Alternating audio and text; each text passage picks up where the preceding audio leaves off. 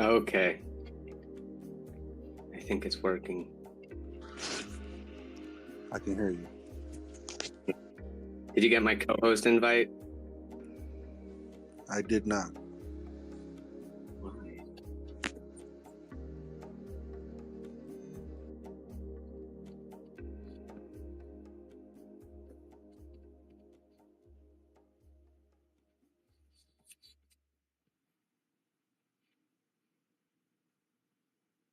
What's up, Excel?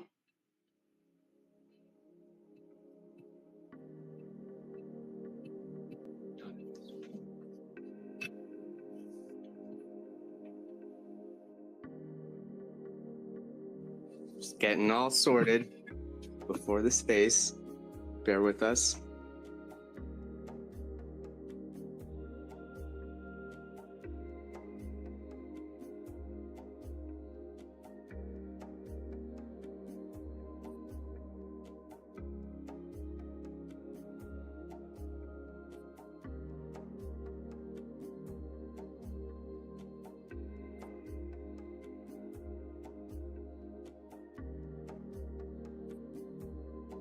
Did the co-host invite come through yet? Affirmation? Doesn't it normally just pop up on here?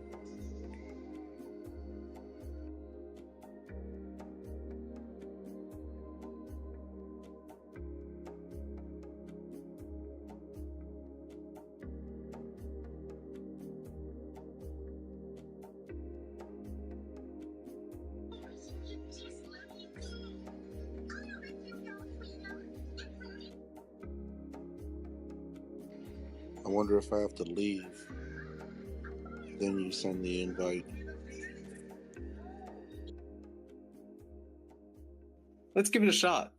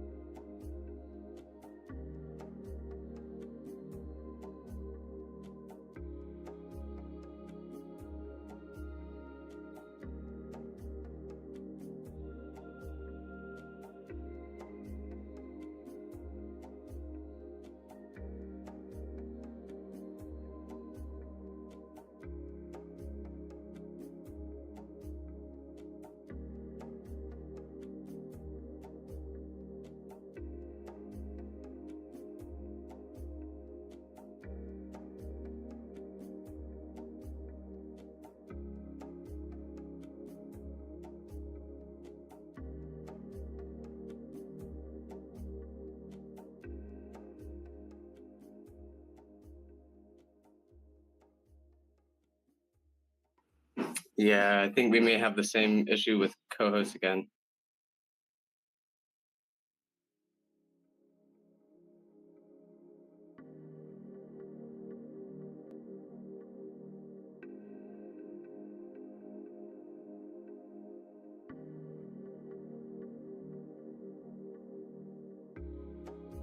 It's okay. It is what it is.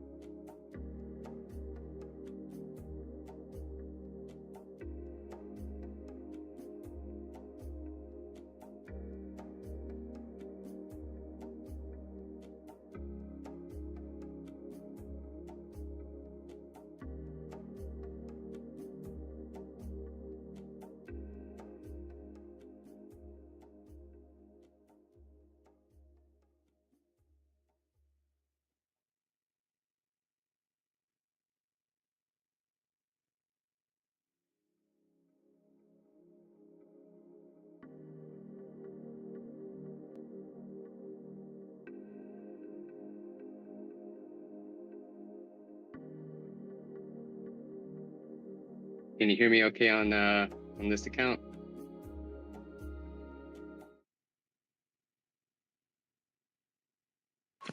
Yes. Excellent. All right. Well, welcome everyone. We're just getting the space warmed up for Shamba Network and Teen Girls in Blockchain, and we'll be talking about Africa and Web3. So that should be interesting. And if you have any thoughts or questions or anything you'd like to discuss regarding Web3 in Africa, happy to hear your thoughts or comments, and feel free to request to speak anytime.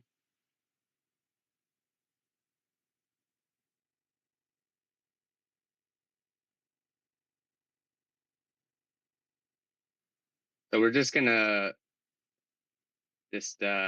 hang out for a bit until 7 o'clock. So it's about 15 minutes. So relax, get some coffee or tea or whatever you're drinking, and yeah, just get in a comfy position and chill out, and we'll have a nice little talk. I wish we could get the music thing going.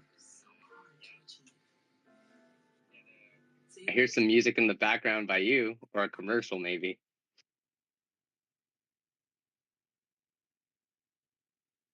Could play some tunes, man. Yeah, I don't know how they I wonder if that's a Twitter blue thing when you get the soundboard for Twitter Spaces.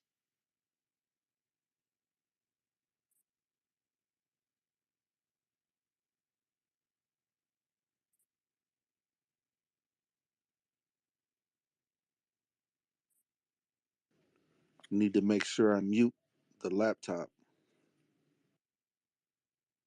But yeah, look out for those background noises. Let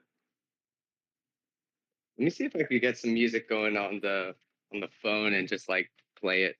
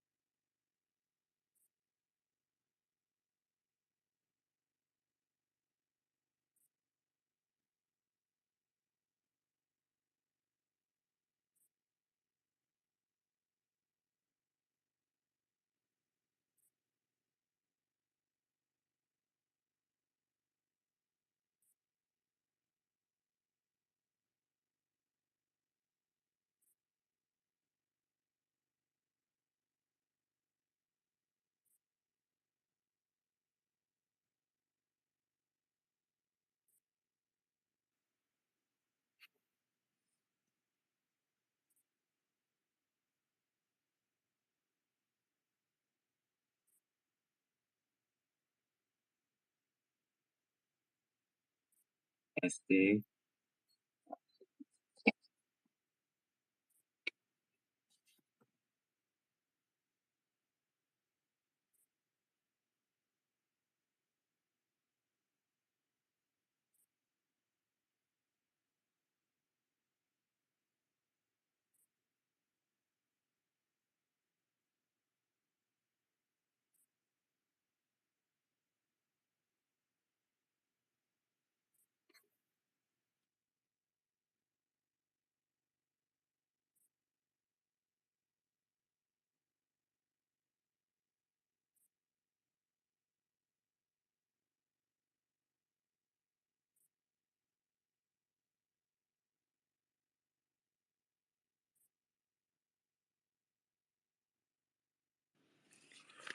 Well, it's good that we actually get on early. Lessons learned from the last space. We had quite a bit of technical difficulties, so we started the space about, I remember, about 5 minutes late.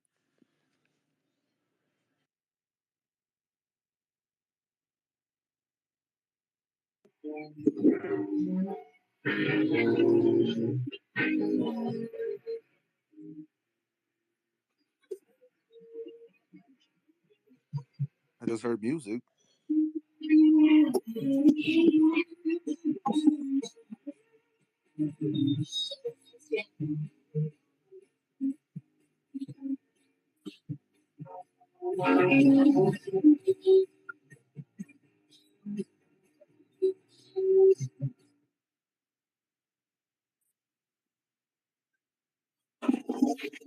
That sounds terrible.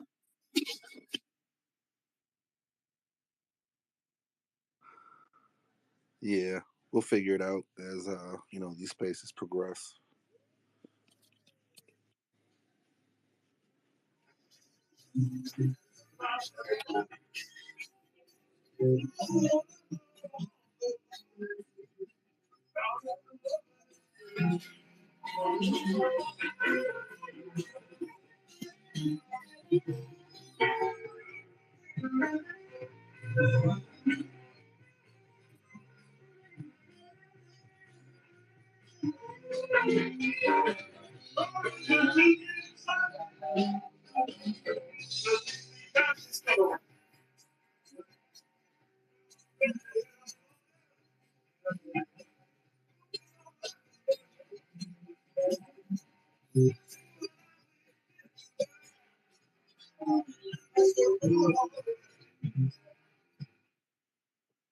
Yeah, I don't think that's working.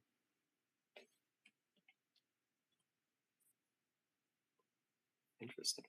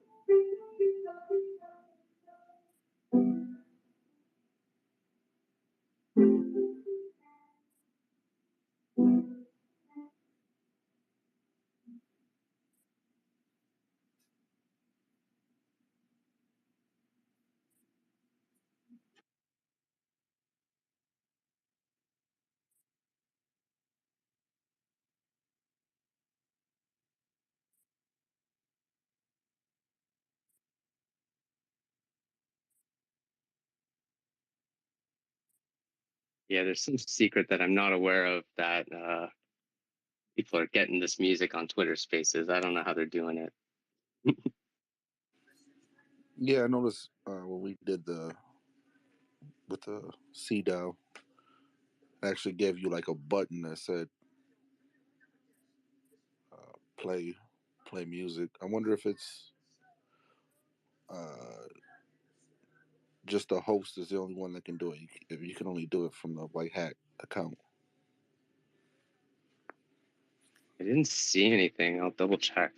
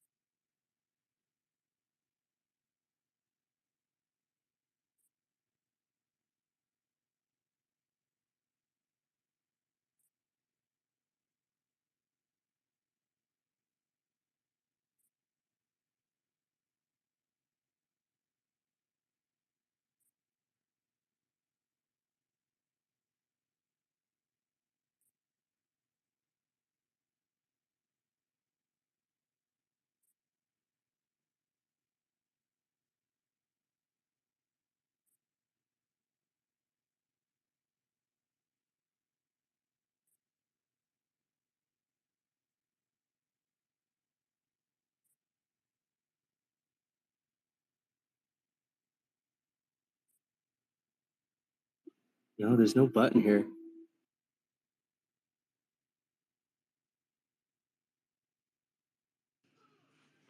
Um, I heard you had a good voice, bro. You wanna sing to us? Where'd you hear that from? I made it up. Nice, nice. Um, well, do you have any requests? I don't know. I don't know what to sing, especially under pressure. Yeah. I want you to sing that song that they sung in Super Bad. You ever seen the movie Super Bad? It's a great movie. I'm not sure what song you're talking about though. These eyes. These eyes. I don't know. Let's see. You don't remember that scene? No, man, it's been a while since I've seen Super Bad. Yeah, the movie's like The classic now. yeah, it's like 16 years old now, man.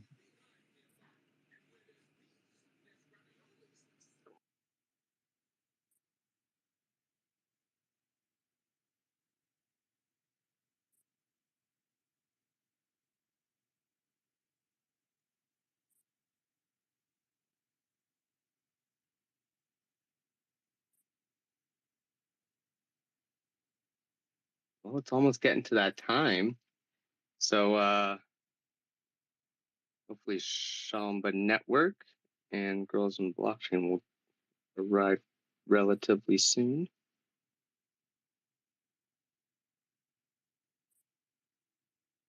In the meantime, um, affirmation. What are your thoughts on Africa? Do you want to kind of get the stage warmed up on what you see on the potential and I don't know, just like anything you see that's going on that looks interesting to you in Africa? Yeah, there's a lot that's really interesting. The thing that's the most intriguing at the moment is just Africa's openness as a continent to accept this technology. Like it seems they don't have the issues like we have with our governments, uh, seemingly at the moment, and there could be a bigger thing behind the scenes that we're not paying attention to, but our governments seemingly want to get rid of the technology or make it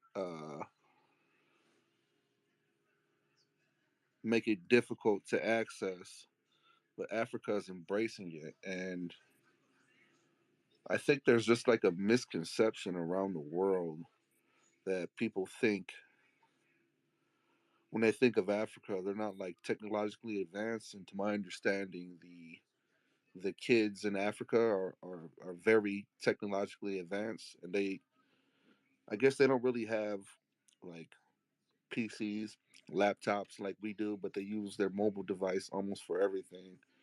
And almost every project I've been interacting with in Africa seems to um, seems to be like embracing this cashless society already. So that's my preliminary thoughts before we get into the introduction.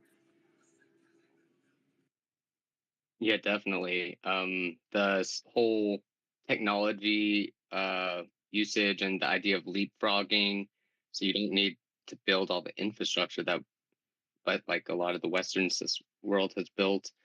You can kind of just kind of leapfrog and use like phones and other sort of, um, I guess, technological innovations that people can do stuff in society with. So, and I guess create new societies. And yeah, I'm curious how Africa is shaping in the Web3 world. I'm also curious how the governments in Africa are towards crypto. So that'll be exciting to learn. Yeah, I'm kind of, in the same, wondering the same thing as like the legislation, how it's actually playing out in Africa as a whole. when we see it chaotic right now, like really, really chaotic. A lot of uncertainty in our path forward in the states. So that's a great question, actually, and uh, I hope these two projects. And there he is, Shamba.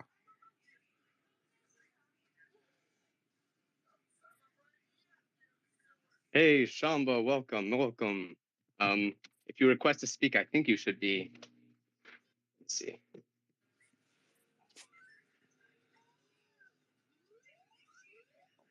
And hey, Harmonauts, how's it going? Welcome.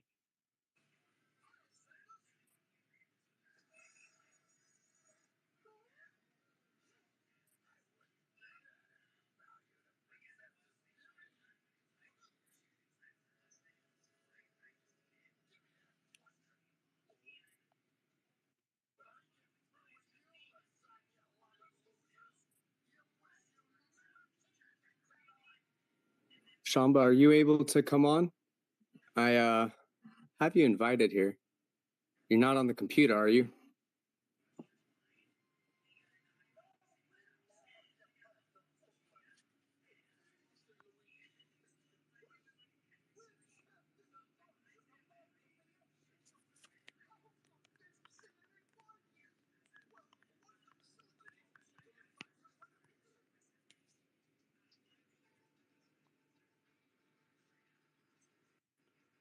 Looks like they had that Syed that actually joined the conversation as well. Hi guys. Hey, how's it going? Good, good, good. How you guys doing? Uh, great to actually have you guys join us. Maybe we'll just give it a minute or two and see if Teen Girls is going to show in fashionably late.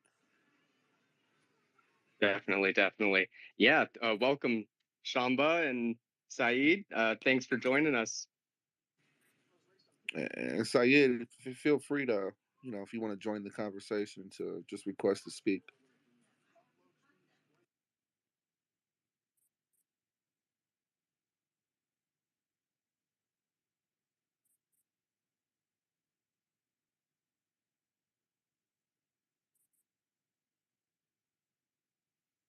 All right, so while we wait for uh, Teen Girls and Blockchain, uh, do we want to get started on the intro? Or oh no, I mean, sorry, not the intro, but just like maybe talk to Shamba about their project a little bit. Maybe we can uh, get into some of the thoughts on blockchain in Africa, just generally.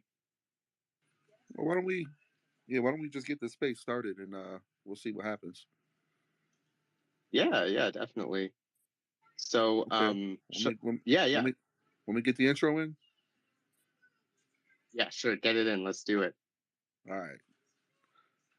Can somebody give me a drum roll? All right, I'm just playing. Digga-digga-digga-digga-digga-digga. All right. Welcome everybody. Syed, Shamba, thank you for showing up. Um, so I guess from my perspective, like in a seemingly unpredictable Web3 world, technological advances are shaping our future. Africa emerges as a continent that's like embracing the power of this blockchain technology. While over here in the West, we grapple with attempts to regulate or even outlaw this groundbreaking technology. So, how I see it is Africa stands at the forefront, harnessing this potential of blockchain to transform various sectors of its economy. So today at the moment, we only have one project that arrived, but we have two remarkable projects that exemplify Africa's forward-thinking approach. One is focused on revolutionizing agriculture, and another is focused on empowering the continent's youth. So these initiatives symbolize the resilience, the determination of Africa's people to shape their destiny by embracing the future. So witnessing Africa's unwavering enthusiasm and embracement of this technology, I personally I become bullish on this enormous potential it holds for the continent's future.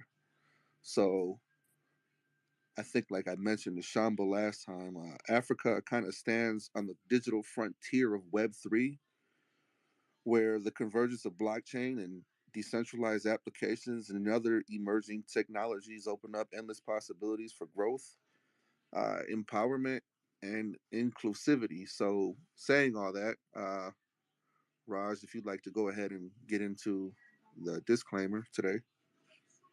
Absolutely. Thanks, Matthew. So, for the disclaimer, the information shared in this Twitter space is for informational purposes only and should only be considered as investment and should not be considered as investment advice or recommendations. Investing in projects carries risk, and you should conduct your own research before making any investment decisions. We are not responsible for any financial losses or damages resulting from your investment choices. This session is being recorded, and by participating, you consent to the recording. Please seek professional advice before making any investment decisions. Thanks, Matt. And we finally got through it. Boom. All right. Shamba, how are you?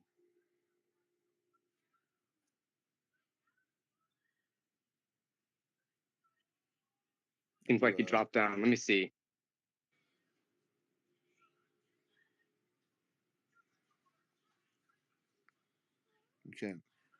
We can't hear you at the moment. Can you hear us, Shamba?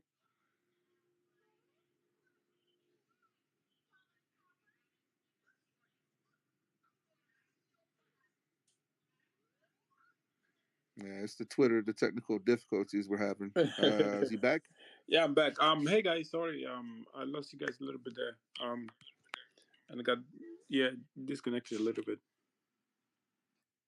No, not a problem at all. Last space we were getting into a great conversation with you, and we wanted to invite you back on to continue the conversation. And myself, and like I mentioned, I'm just fascinated with Africa embracing this technology. So we want to give you a platform to speak again, and possibly we can ask you some targeted questions this time. No worries. And I think Sid is here. He'll be able to help me in terms of especially technical questions. My name's Atak. I'm the community lead at Shamba. Shamba is a Web3 data oracle, ecological data oracle, and a reporting, a DMRV reporting, monitoring, verification network. We aim to bring regenerative finance to farmers in Africa particularly, but globally. And so we do this by verifying, reporting, and monitoring a various of activities that farmers are doing to improve their land and to make their farm much more healthier and excluding use of chemicals, for example, and make a better living for themselves and for their families, especially in the global south. I think in terms of projects that are happening right now in Africa, things are looking pretty good. In terms of project wise, there's a lot of opportunities. Web3 is developing really fast, and there's a lot of projects that are engaged in the building, but also as well in the awareness and in the education aspect of blockchain, whether educating the public, but there's also projects that are also advocating on behalf of the industry to various of government um, you know government bodies and government ministries or what have you, in terms of laws that may actually hinder blockchain.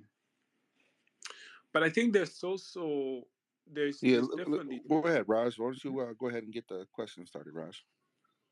Oh yeah, no worries. I'm totally fine with waiting for my questions, but yeah, just real quick, maybe it'll help for the furthering the conversation is, can you define regenerative finance for those of us who don't know what that is exactly?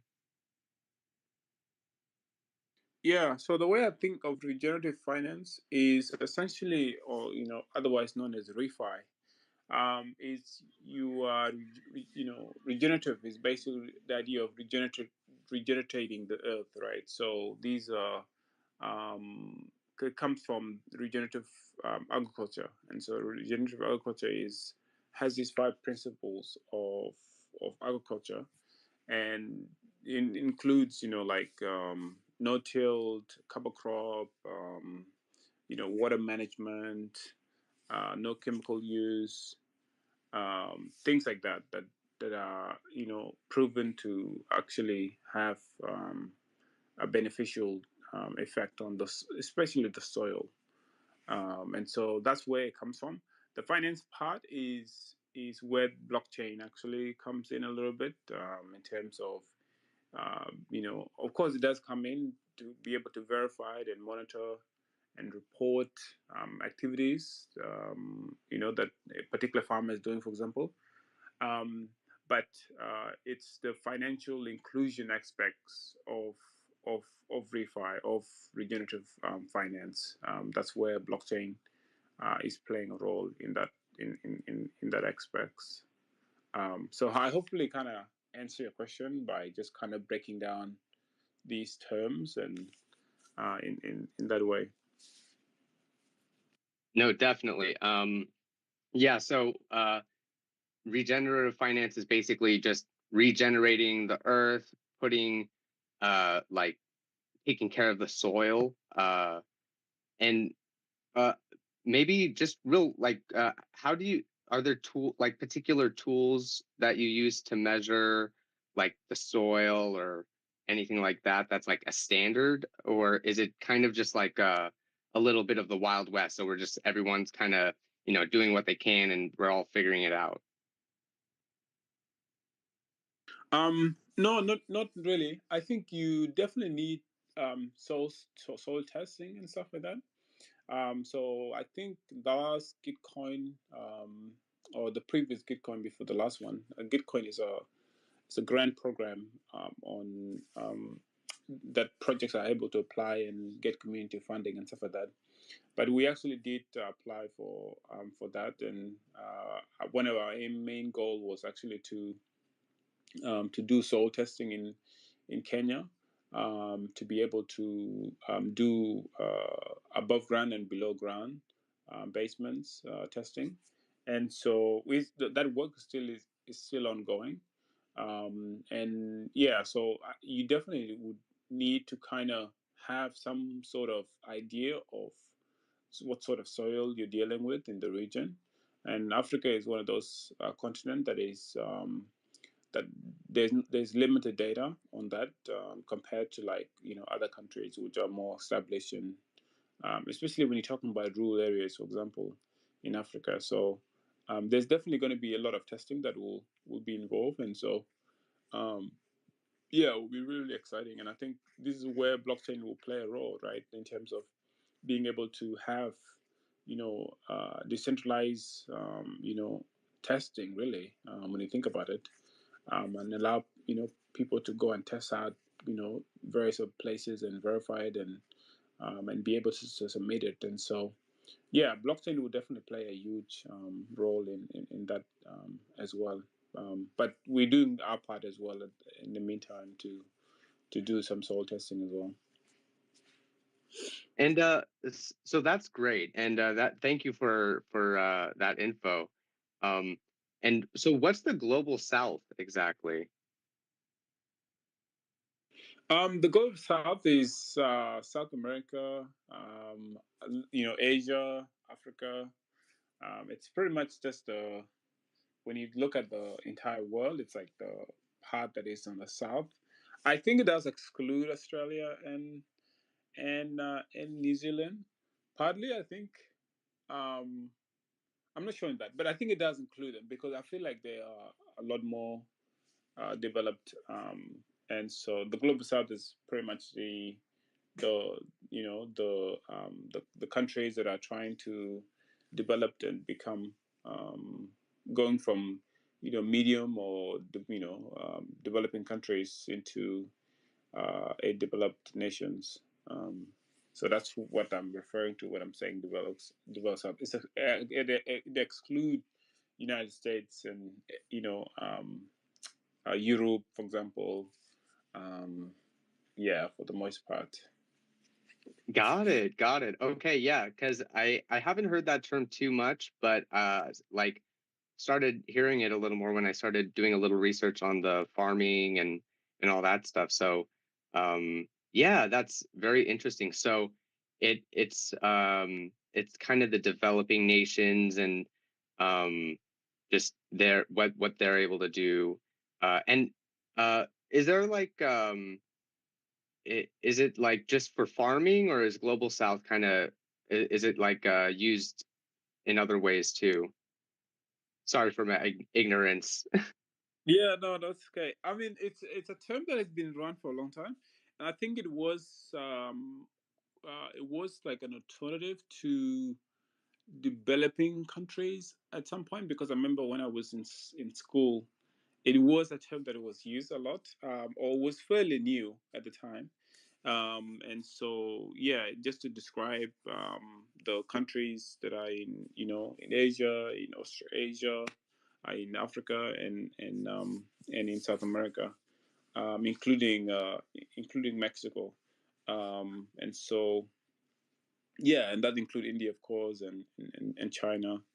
um so yeah, it's I think you get it a lot more, you're right, like in terms of agriculture and in terms of like developing, you know aspect in terms of development, like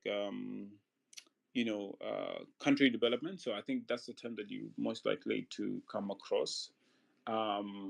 Yeah.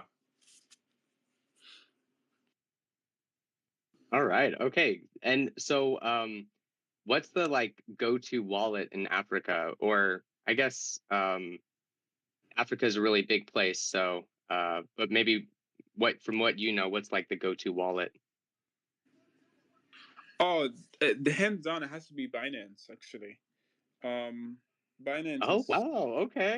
Yeah, Binance is pretty massive. I mean, most people underscore Binance, saying that they are like they are centralized and all this stuff, and therefore they're dismissed a lot.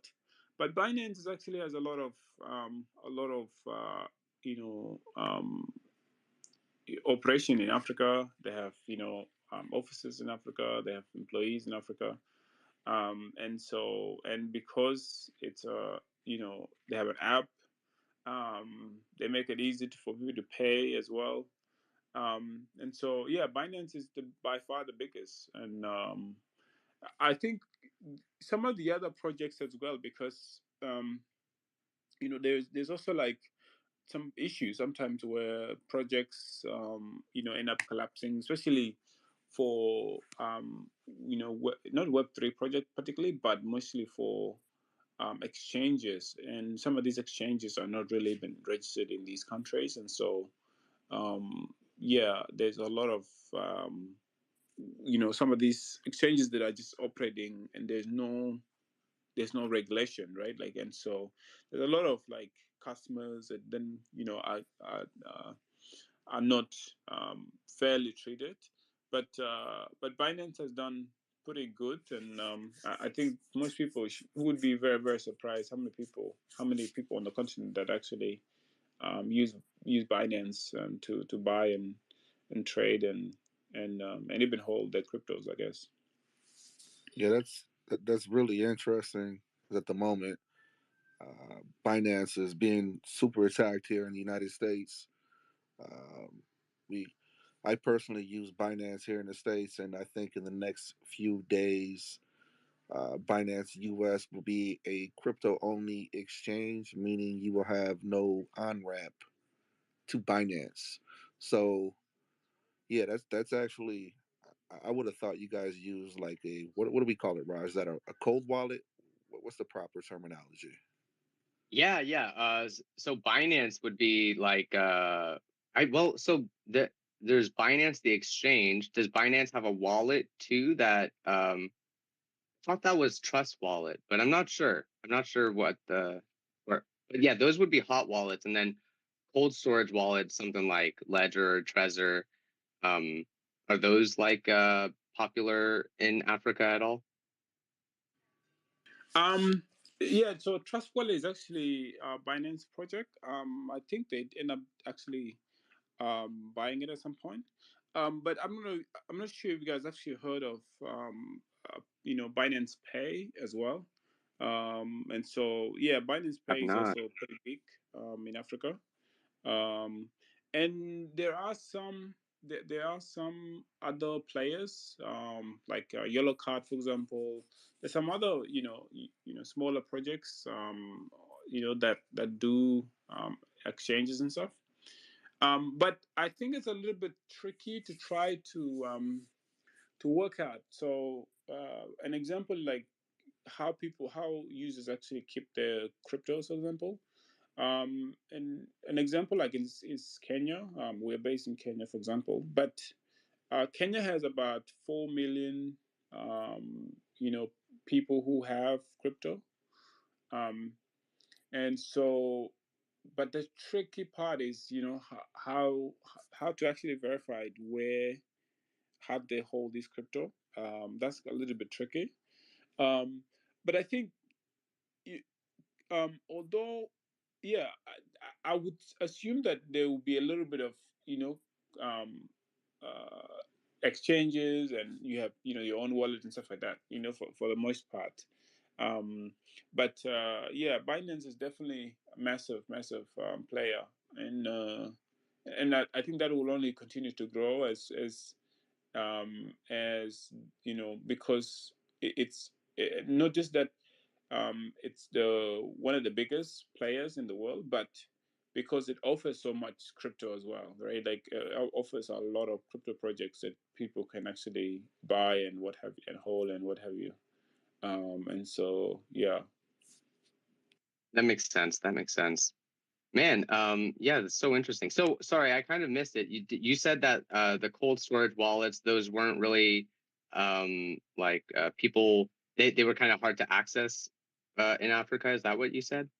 Yeah, I think they're a little bit challenging to access because I think it'll be to me. I feel like it will be much easier for, and of course, there's going to be a percentage of people, right, that are already used to um, the cold wallet and what have you. The people who already been in the industry for a while, but for the most part, if you are thinking of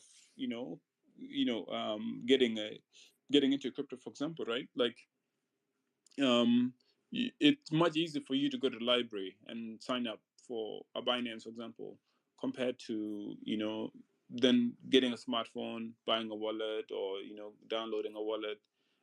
So I think there's the accessibility of some of these crypto wallets are a little bit challenging, and the barrier in entry a little bit challenging.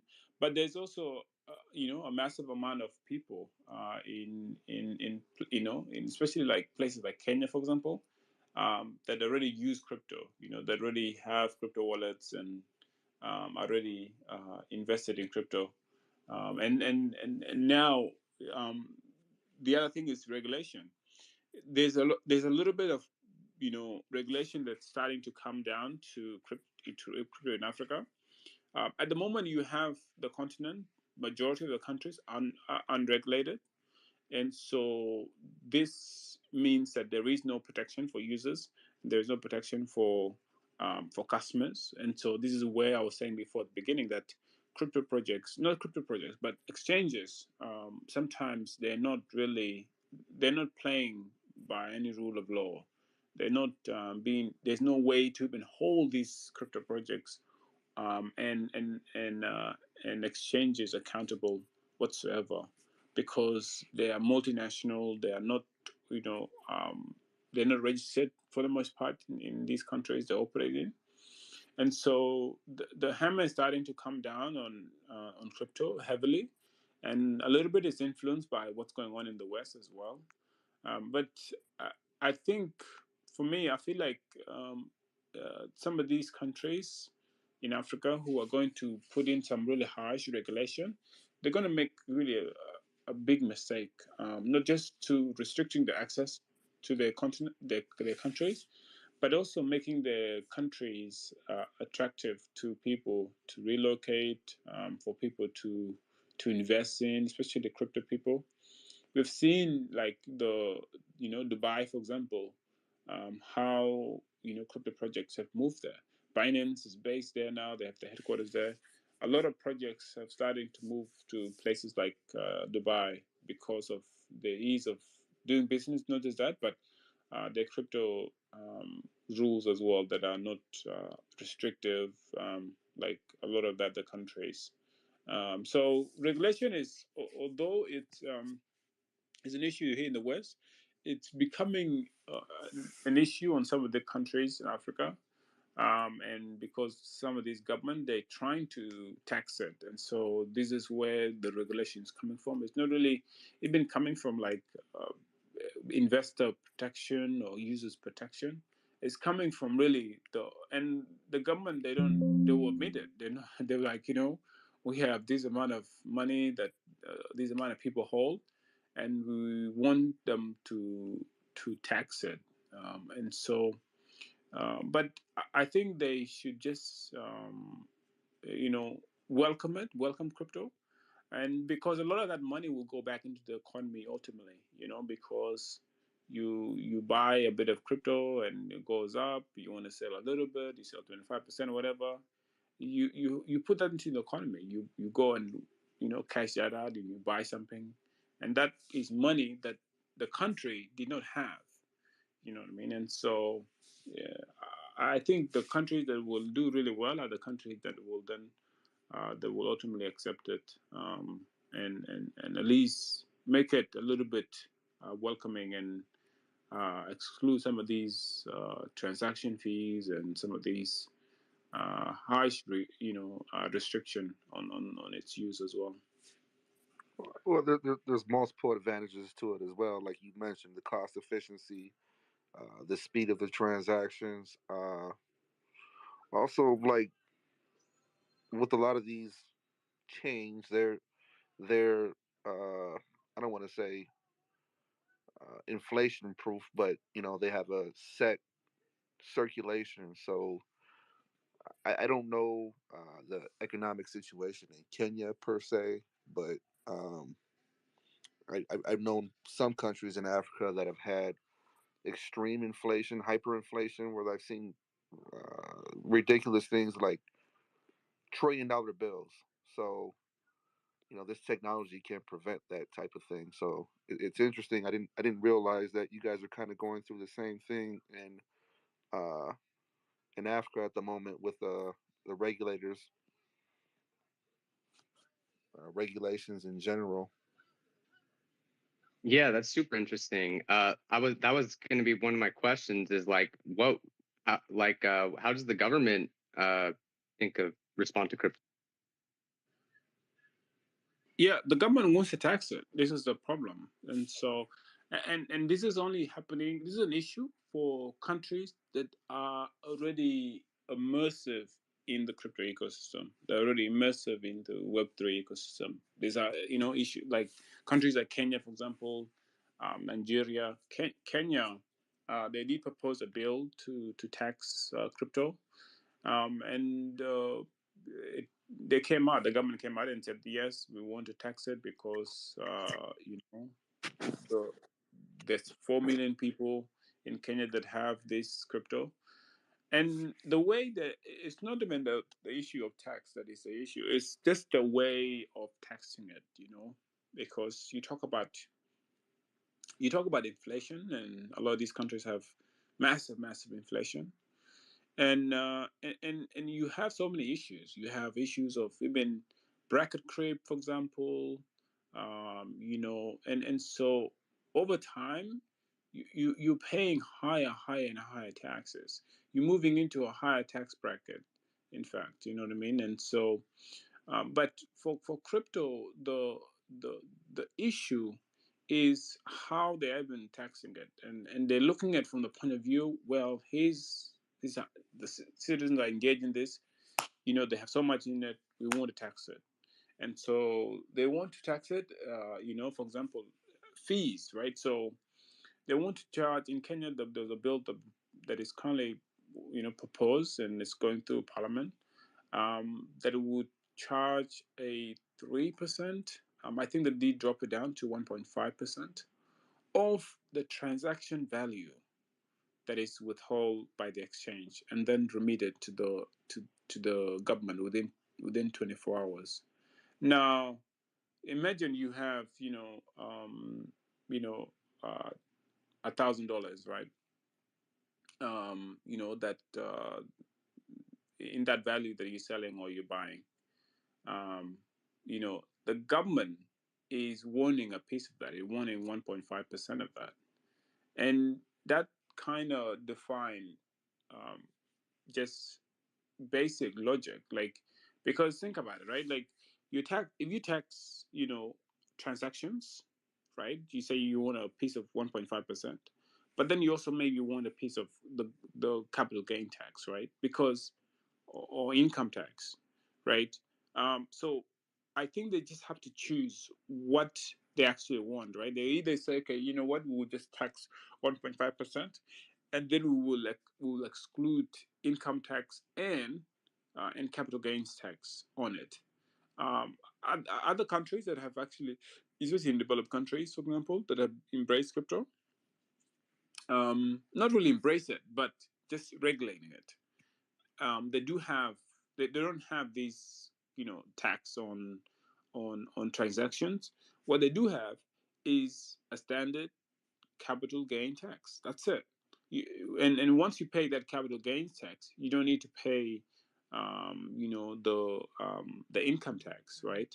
And in fact, what they do is the capital in the case of Australia, for example, the capital gains tax is halved if you hold that crypto asset for more than 1 year.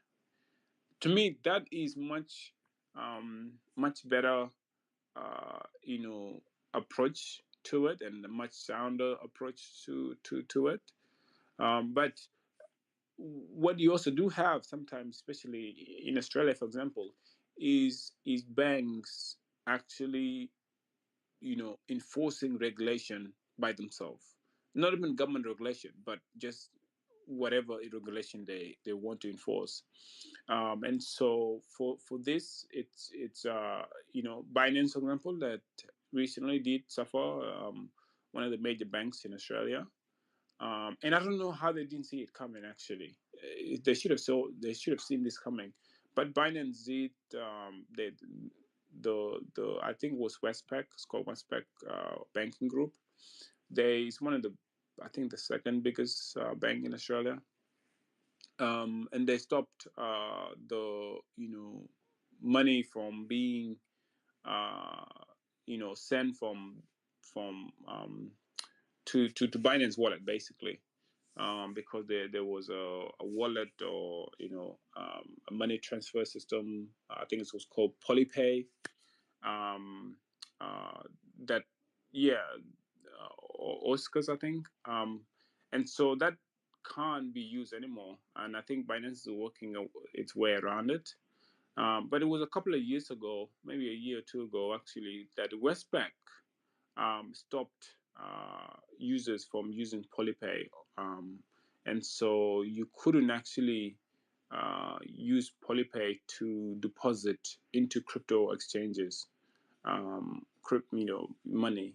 And so Polypay is a way to basically, like, you go into exchange, you say you want to deposit, you deposit this amount, and it allows you to log into your bank actually and withdraw directly from there. And so that option of using Westpac was gone. And so we're seeing things like that. The regulation aspect of it, that hasn't really changed in Australia. So, but it's just the banks are a little bit trying to, regulate it a little bit, or trying to distance themselves. But I think for Kenya, regulation will actually it will do some sort of good and bad at the same time. The good part, and I've spoken the unfortunate part before earlier, but the good part is that it will make crypto and crypto projects friendly to banks. So I think legitimizing the industry a little bit, I think will allow crypto projects to be seen as a legit industry by banks, by mainstream industries, I guess. Is it changing your are you changing your roadmap at all based on what you're seeing on the regulations in Africa? Um, Not really, not really. I think no, not really. I don't think we are changing our roadmap a little bit, because we don't offer our project to, um, as far as we know, that the crypto regulation is not it's not really going to have much effect on us on our project for the time being, mainly because we are building our project. We are not a blockchain project that you can buy on Binance or something like that. You know what I mean? So I think for the time being, it's not going to have a big effect on us. Yeah, but I think crypto as a whole is important, and so having sound policies and having sound laws, I think are really really important. But the the governments are looking at it from a tax what they're claiming to be tax avoidance, right? But there were no laws in the first place to regulate it, right? So um, yeah, if there's no laws to regulate it, how can it be tax avoidance, really? But they're looking from the tax point of view and how much money they can collect from crypto, rather than actually protecting investors and protecting users. And I encourage you guys to actually, take a stance on that. Here in the States, we have so many different taxes. Like all those taxes you're talking about, like we already have those. We have income tax, we got sales tax, we got property tax, uh, capital gains tax. The list goes on. So, uh, in in your income, you might, or in our income, actually, it depends on how much money you make, the amount they take out of your taxes. And I think the lowest bracket at the moment is, don't quote me on it, it's like 20 something percent, and the highest bracket being, I don't know, 38%. So we pay all of that and then still have sales tax and these other taxes. So yeah, I totally understand your frustration with that issue. And so do let getting back to your project a little bit.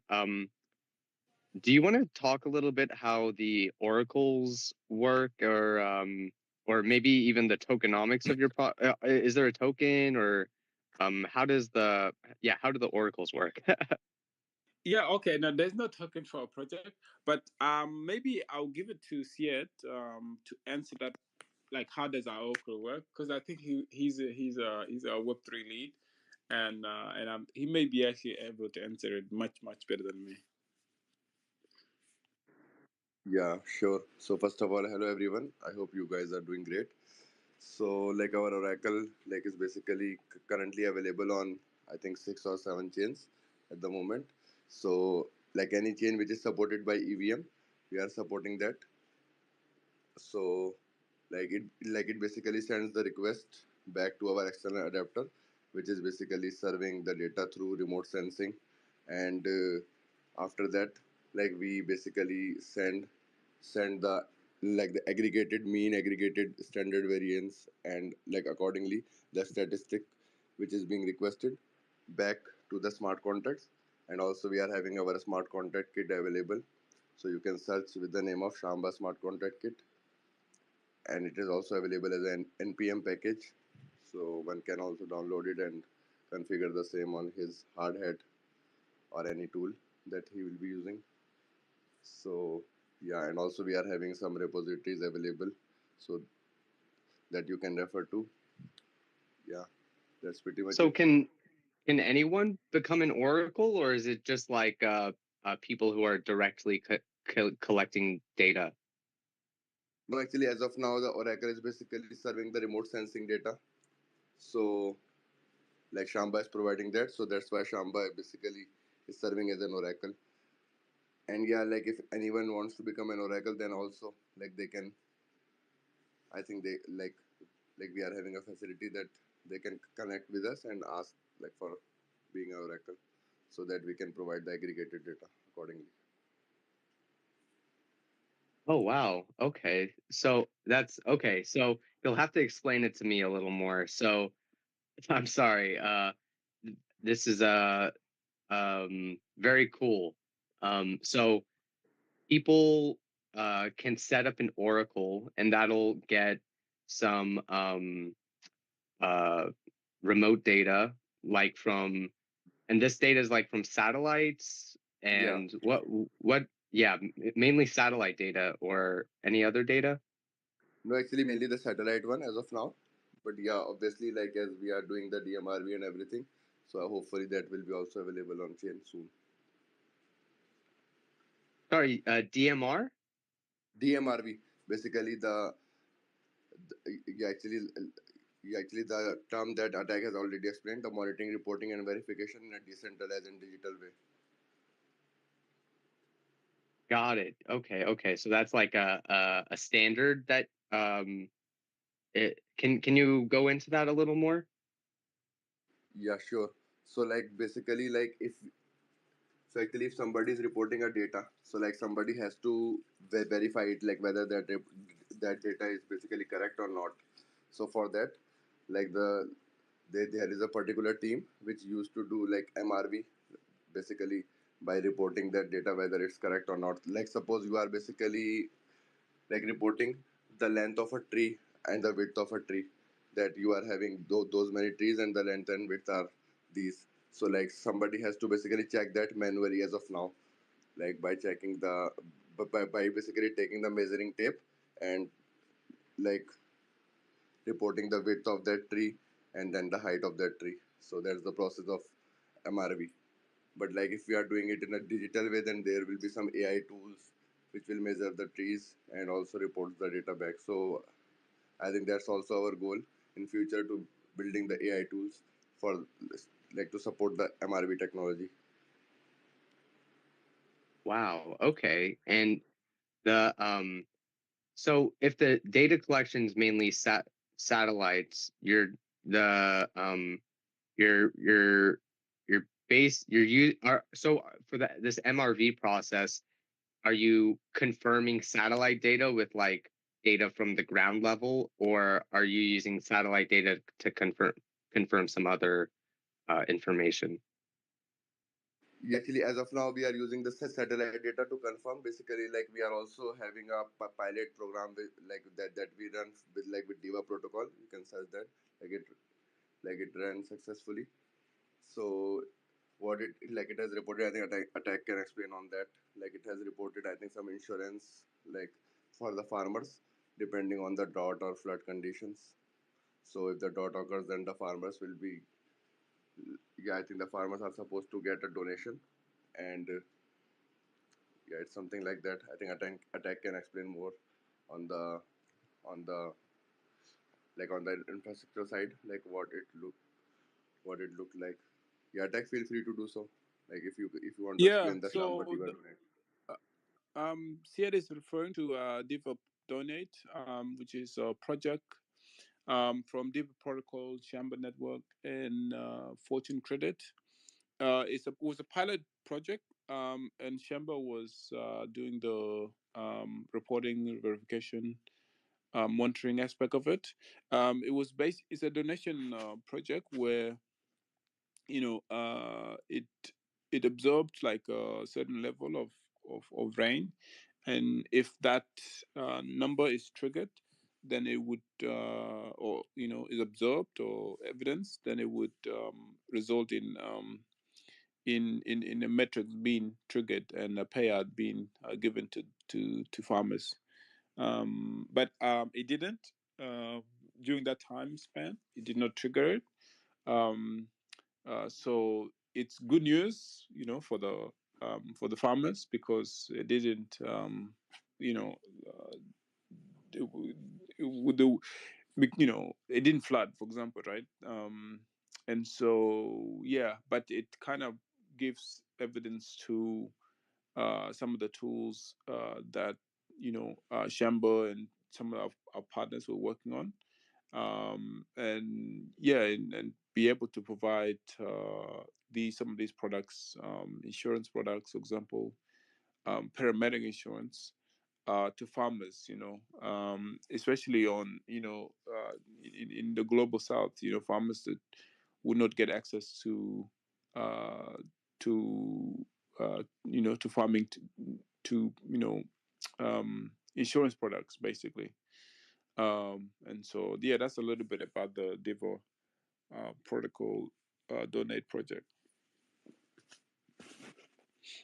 Very nice, very nice. And Excel and Danny uh, Danny Tomex and Rinse and Repeat. Feel free to if you have any questions or comments, feel free to hop on and speak, or yeah. And so curious, what kind of developer team do you guys have at Shamba? And because it sounds like there's a lot of development work going on when it comes to kind of uh, aggregating data. Sied, I'm the only non-developer, so Sied, can you answer this?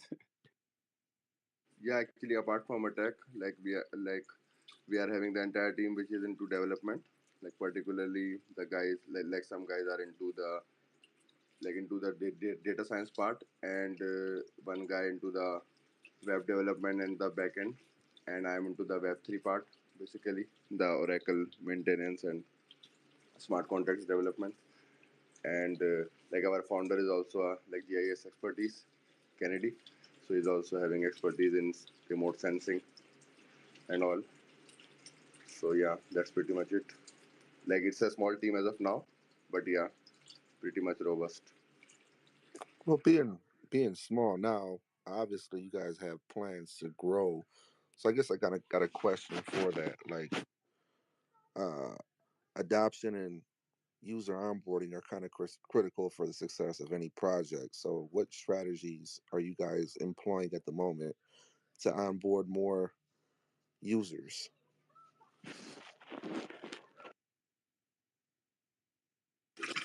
Yeah, actually, as of now, like to onboard more users, I think we are currently focusing on, I think we are also organizing like an event, RefI Kenya.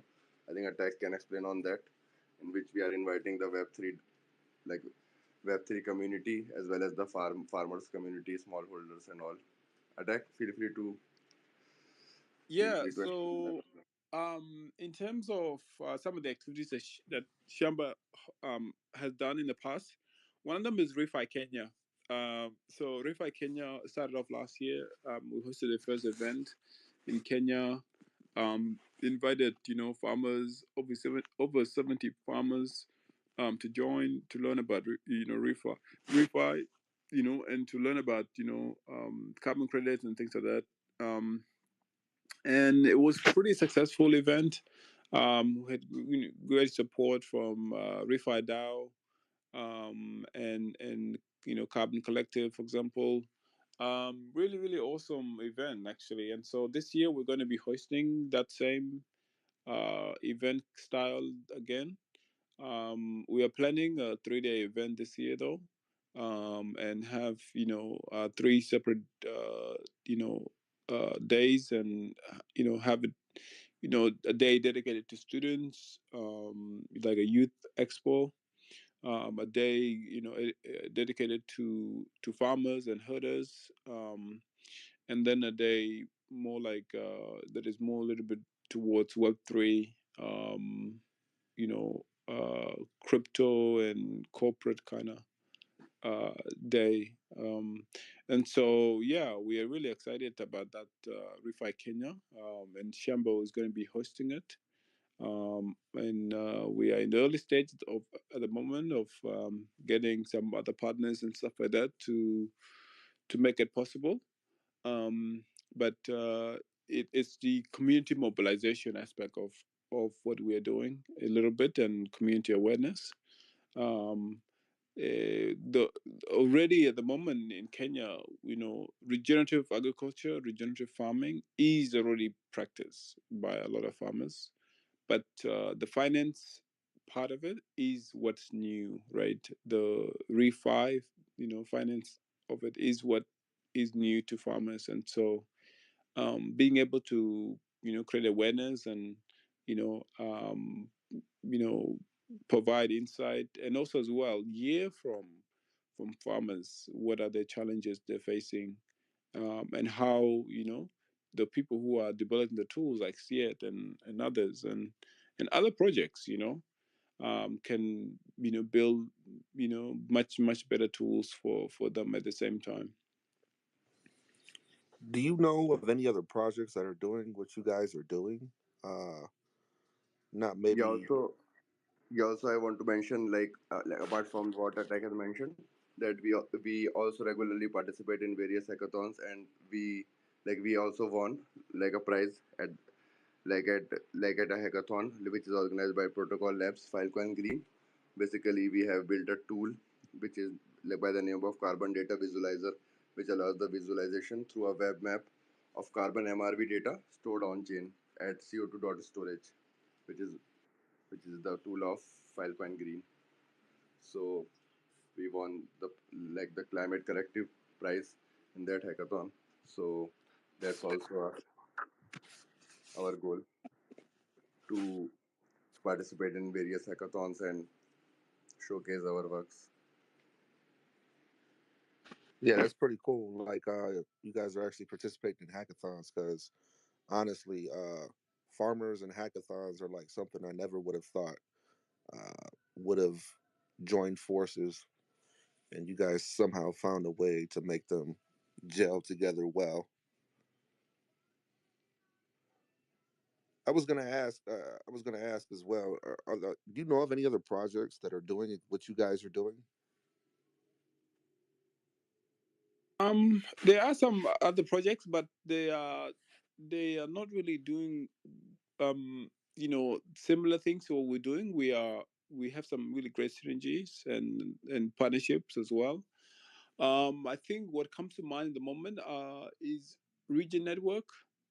Comes to mind, but Region Network, they do a lot of work, especially in terms of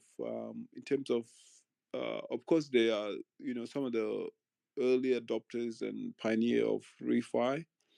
Um, but yeah, Region Network, they do have a marketplace as well, and so the marketplace is going to be a game changer for projects like ours and others, so that when farmers generate some of these carbon credits, they have a platform ready to be sold in, or to be placed in and be offered to corporates and the public to actually acquire these carbon credits that they're generating. So there are projects like that, Region Network,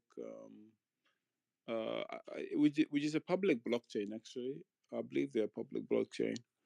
Um, so I think the industry is kind of like, there's some other projects here and here, um, but I think for us, what makes Shamba a little bit unique, is the ecological data oracle. I think that's something, because a project can actually set out to build that, but it would take such a big effort. But for us, this is really unique, for Shamba to be able to have this ecological data oracle already built out, and functional and working, and then be able to do monitoring, reporting, and verification to that. So yeah, I don't know if that kind of answers your question. I don't know, Sia, do you have any other projects that are similar to Shambo that you know of?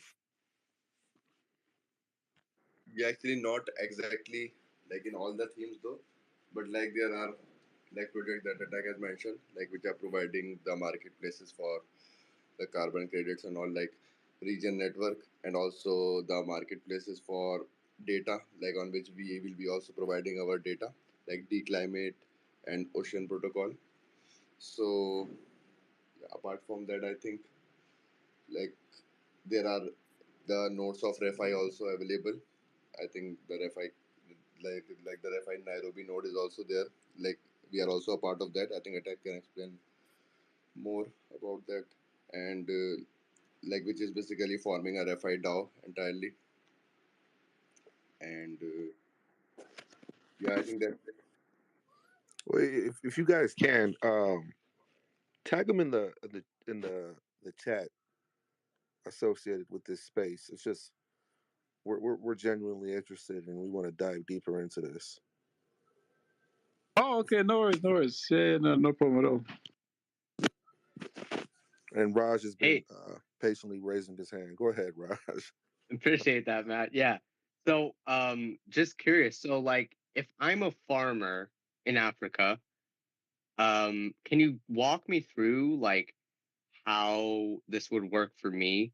Uh, do I need a computer? Like, how do I create carbon credits?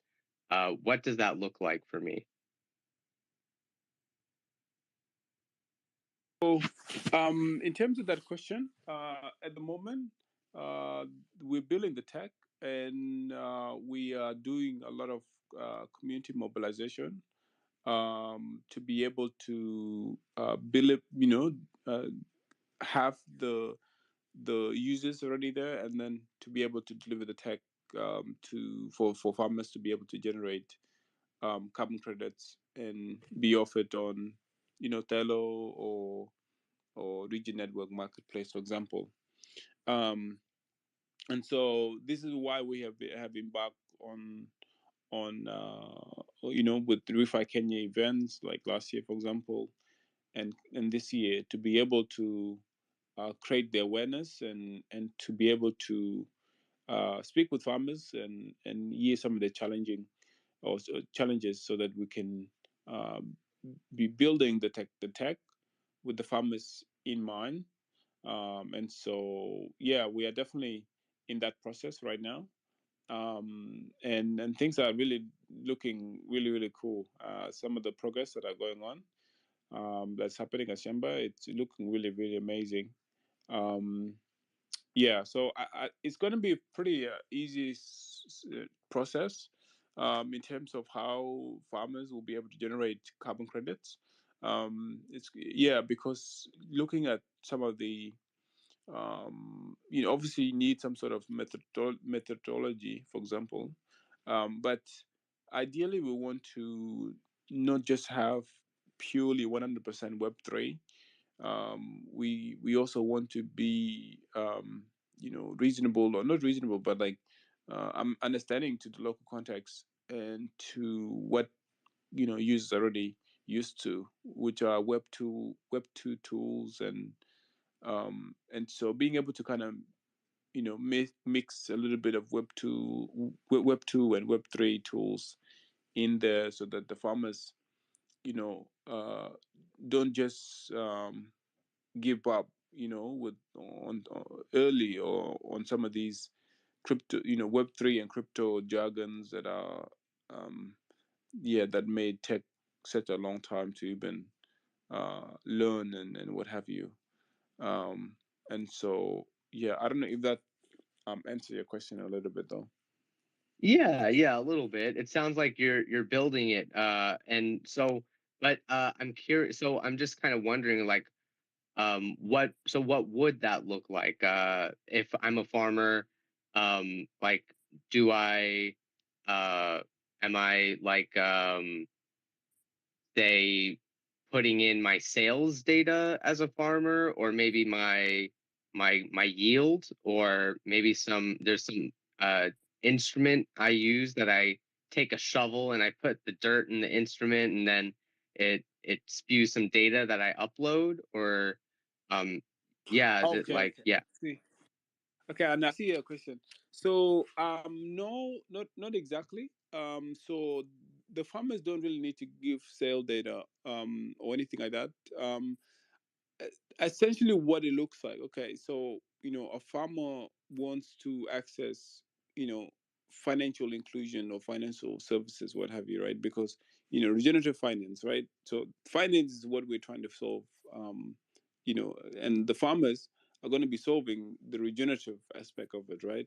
And with us verifying that yes, indeed, that they're doing the regenerative aspect of it. An example is what I've explained before with Deva protocol, but I'll explain it in terms of a broader, uh, you know, um, insurance, or paramedic, what's called paramedic insurance. So essentially, a farmer wants to get some sort of insurance, protect them against, flooding, for example, right? And there's no, I mean, of course the cost is a little bit high, and so Web3 does come in handy. And essentially what would happen is, an insurance company, a Web3 project, for example, can actually launch these products themselves, and then just tap into Shamba, or Data Oracle, to be able to access, the satellite data that's going on the ground, and the DMRV capability of Shamba. So that, uh, the farmer agrees. Okay, if this thing happen, a flood happens, or rain. I guess there would be rain, and it goes to this amount of, number. Let's say vary of 8, for example, which means that a big flood, for example, it would trigger a payout to that farmer, right? And so obviously there is the Web2 tool, which is the part where the triggering of the payout. That payout will be done in the local currency, with M-Pesa, for example, right? Um, and so the farmer doesn't really know much of Web3. So they know, okay, if there's flooding and it hits certain amount of number, it will trigger a payout. And so essentially, then what the satellite is monitoring is the actual rainfall on, any in any given day, and sometimes it can be multiple times a day actually. And once there is a rain, and it triggers that, and it reaches that, then it will trigger a payout, automatically, on us, and this would be on a smart contract. And so yeah, does that answer your question? That Yes, that makes sense. For so is that like a service Shamba does, or how does that relate to Shamba, or for the flooding situation? What are the oracles? The oracles are verifying the Web2 equipment clicking off and the satellite data, or what are the oracles doing in that situation? I think, correct me if I'm wrong, Siad. Oh, go ahead, you be my go.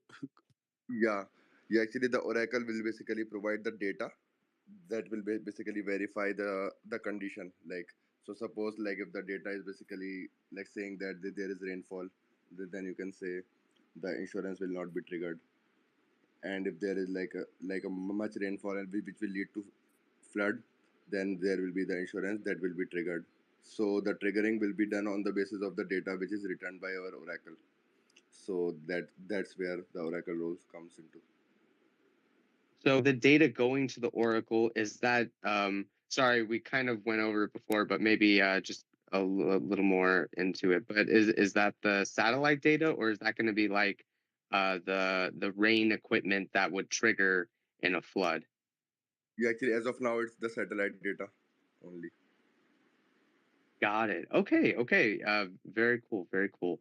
So and the farmer, so when they come, say, are they coming to Shamba and they're like, hey, I want to get carbon credits, and then they sign up, like, do they put in their information, they give their information to you, like their location and their farm's location and stuff, and then that's how you know, like, where to verify? Yeah, yeah, exactly. You like yeah, actually on that note, I think what is the best thing for you is to check out our app, which is available on the domain of refi.shamba.app.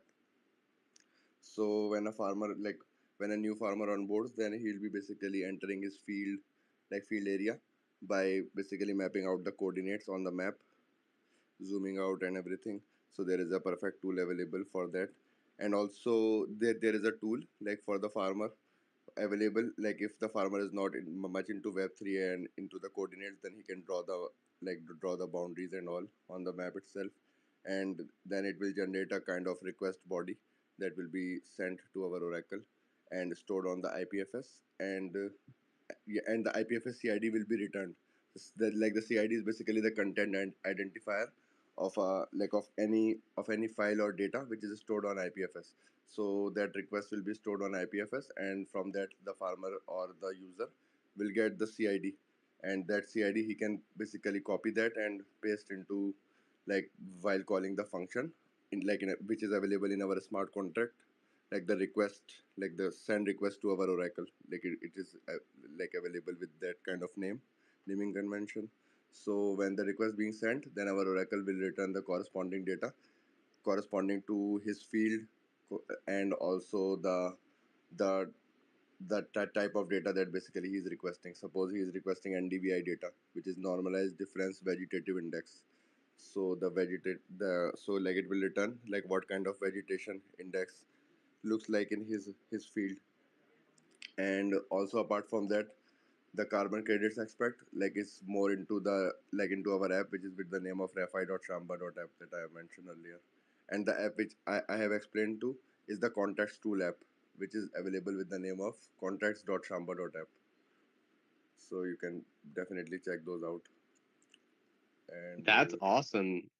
Yeah, no, I just kind of looked at that after you said it, and yeah, it's very, very cool. It seems like a nice on like, so if you're a farmer, you probably go to this app, uh, and are you guys are in beta testing mode right now? I'd assume, because you're still building it. yes, the refi.shamba.app is still in the building phase, and obviously there will be more components which will be added into that. And the contracts tool is the one that you can definitely try out and send the request to the oracle by deploying your own smart contract, which is basically inheriting the Shamba Geo consumer or Shamba Fire consumer dot sol, basically the solidity files, which are the smart contracts. Cool, cool. Yeah, I'll definitely like peek into those. I'm honestly kind of a like beginner programmer, so it's I have to take my time with these things. So but yeah, when I get a chance, I'll definitely take a look at those contracts. It seems very cool. Yeah, definitely. You can just like ping me. I can definitely help you out with that if you face any problem. If you want any other chain also, if you guys want us to be available on any other chain, then you can definitely request us. We will be adding that in our Oracle. Like any chain which is supported by EVM. That's awesome. Yeah, and your contracts are basically set up for any EVM chain you mentioned. Yeah, yeah. And we'll be definitely leveraging that to non-EVMs as well in future. And from the refi.shamba.app site, it says you have 85 farmers on there. Is that like actual people, or How many farmers do you have kind of trying it out and stuff? Yeah, I think Attack knows better about that. Attack. I think we're still in the early stage. The 85 farmers at the moment, I think, is pretty accurate. And but of course, over the next few months, of course, that number will increase dramatically. And so yeah, but the 85 was for now. I think is maybe is a little bit not up to date in terms of the number, but yeah, it's definitely up there in terms of the the progress that Shamba is starting to make on the ground. Um, yeah.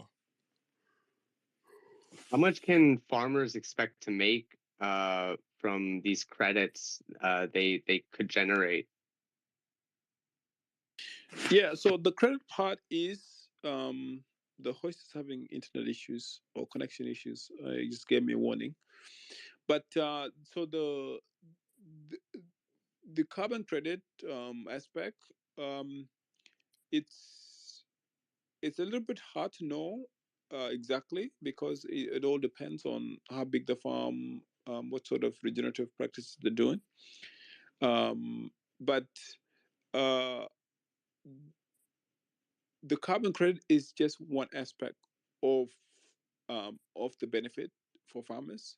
The other benefits for farmers are the financial, stuff. The paramedic insurance, other financial services that they will get on top of or aside from carbon credits.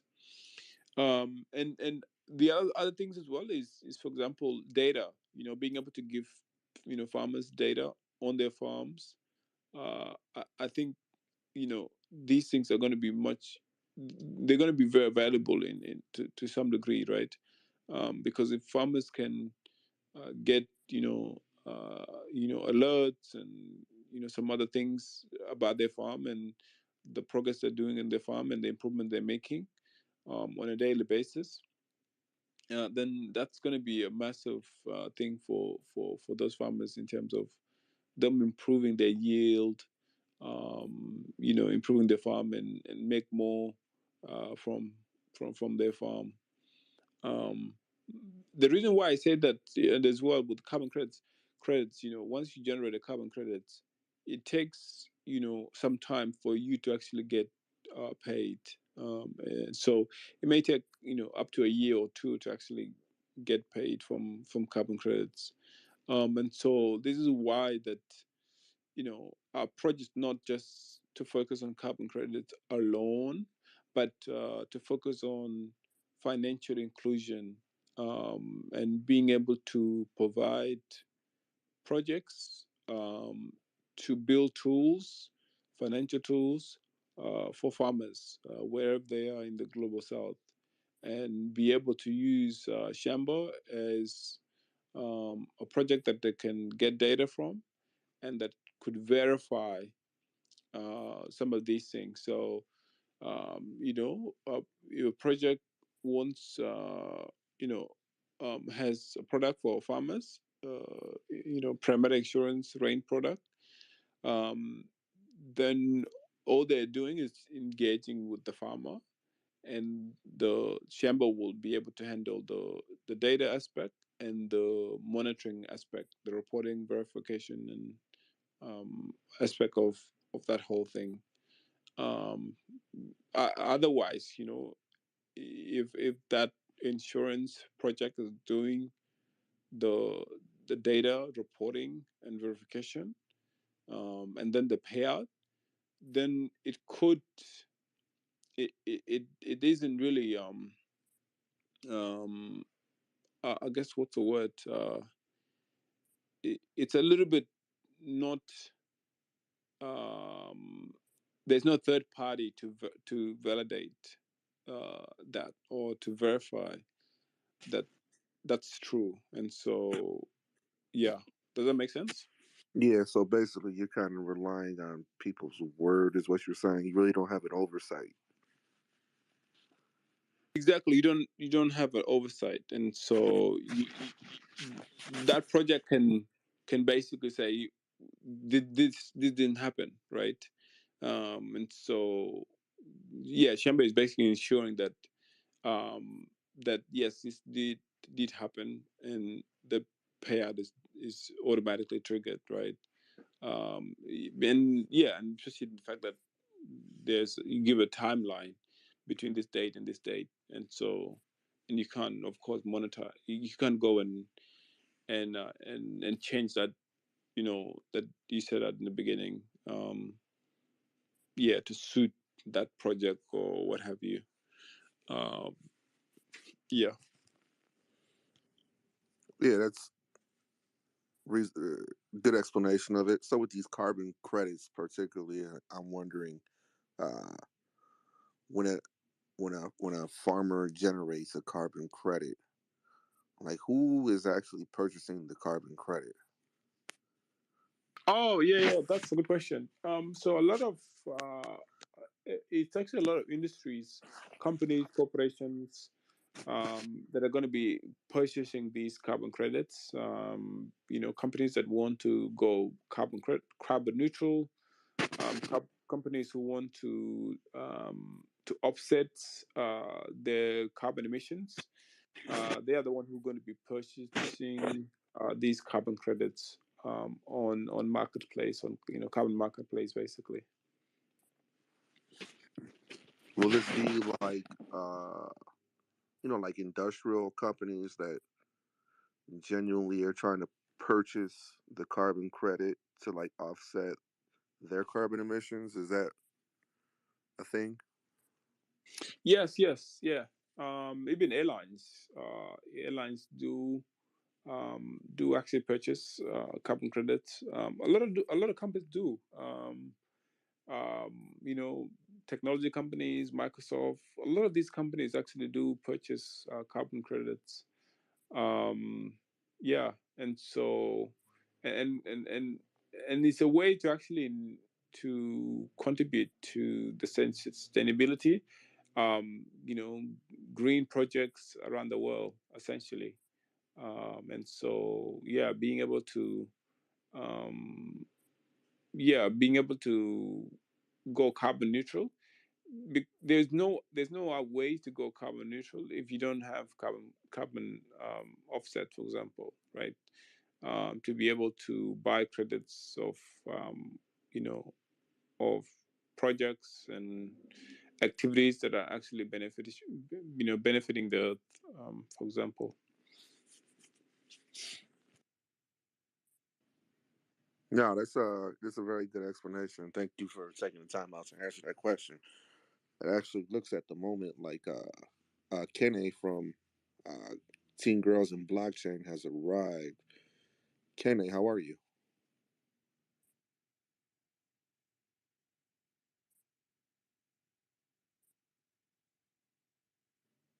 Hey, are you able to speak, Kenny? Yeah, good morning. Good morning, sir. Yeah, I'm very happy to join the space. I thank you, Affirmation, Raj, Whitehead Tao, for the invitation. Um, I'm so sorry I joined late. Had a very terrible day yesterday and was very weak. So I really thank you guys for the invitation.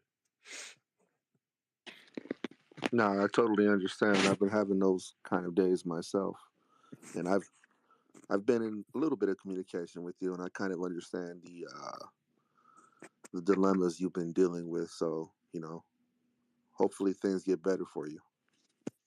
Yeah, I hope so as well. Did you did you want to talk about Teen Girls in Blockchain? Yeah.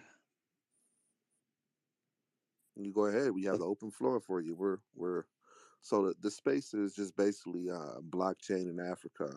Shamba Network joined us. They are a blockchain in project in Kenya, but they specialize in agriculture.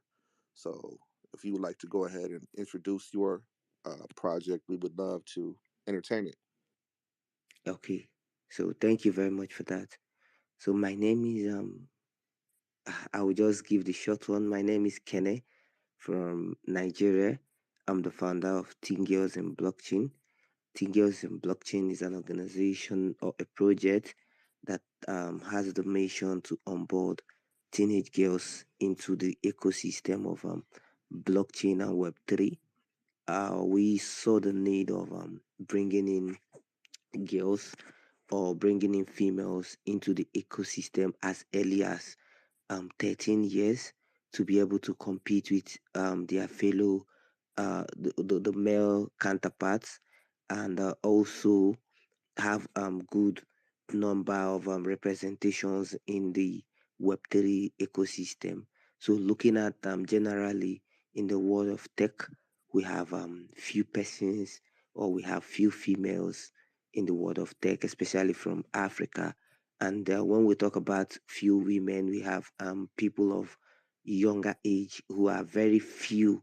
So we had to take this down to what we call secondary school, we can say high school or college. While in some countries call it college, while some call it high school. So we take it down there to tell them about blockchain, the impact of blockchain, some of the skills in blockchain, and careers they can build in blockchain. So we started last year in October 2022, October, we started the vision with the hope and vision to see that we onboard as many girls we can bring into the ecosystem. We've had three outreaches so far in Nigeria. We had one in the capital city of Nigeria, which is Abuja, a town called Kuje, where we had mixed both male and female teenagers. We just had to do that because a lot of men over there were asking, can we be able to join? So we also give them that opportunity. So also we went to a city called Samaru in Kaduna State. That's the north central over here. So there we had, because it's a kind of a Muslim state, but we had mixed religion, mixed tribes. We had a lot of girls who joined. We went to GGSS Samaru. That's the government girls secondary school. So we had a lot of interest. They were very happy to hear about blockchain. We had many of them who were curious to know what and how they could build their career. So last week we were able to travel down to the south part of Nigeria, a city called Uyo, one of the biggest and biggest oil producing states in West Africa, and it has one of the most beautiful stadium also in Africa. So they are a home of tech, culture, and tourism. So we were welcomed to a big school. We had around 150 to 200 girls. They were very, very interested. Some of them already have heard about blockchain. They picked interest in different careers like blockchain development, content writing, community manager. So we've been able to we are also making plans to go to different schools. We have six geopolitical zones here in Nigeria, and we hope to be able to cover them before the end of the year. So our mission this year, one of our goal this year is to at least have 1,000 teen girls on our radar or our community that would that would learn and hear about blockchain technology. We also partnered with different two brands, a media company here in Nigeria, a startup media that help us write about what we do, and also an incubation lab that kind of try to help us to reach out to partners and sponsors. So we've been able to have we have onboarded 22 girls, and we have two 13 years old girls who are actually doing well, who are trying to do well, let me say, in the world of content writing and community management. So we hope to give them our best. We are also working to see that we have a standard curriculum to be able to teach the girls. We're also hoping to partner with different brands to see that people who are interested, let's say, in terms of people who are interested in coding, could be able to learn different blockchain.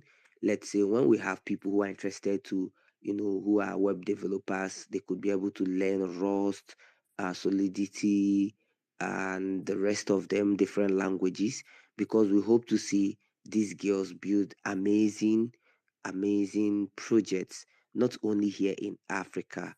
We've been able to we have some connections and some contacts we are doing in countries like Spain, Canada, India, and then here in Africa we are hoping to reach as many as up to 5 countries before the end of October, because we're in collaboration with a group called Web3 women in Web3 in Africa. So hopefully we tend to take this down to Tanzania, Rwanda, Kenya, Ghana, Cameroon before the end of October. We are making those plans to see that we have this, on board. That's what we do at TGIB. Very good explanation. In this actual group right now, Shamba Project is from Kenya. So there's one contact for you could reach out to at the moment, but you know, really thanks you for the breakdown of the Teen Girls and Blockchain. And it's actually finally good to hear your voice.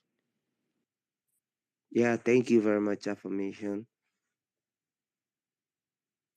Are there any and does anybody have any questions for, we've been kind of filibustering the conversation. I know there's a couple other speakers in there, such as Excel or Shamba. You guys have any questions for Teen Girls? Raj, you got any questions?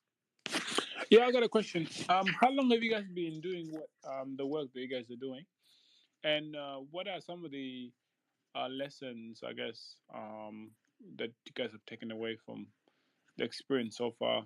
It's really amazing work that you guys are doing. And which country are you guys based as well? Sounds like West Africa. So really, really cool, awesome stuff that are happening up in West Africa as well. Yeah. Okay, thank you very much, Shamba. I will start with the last one. I'm from Nigeria, so we started with, they say charity begins at home. We started from home, so we started here in West Africa.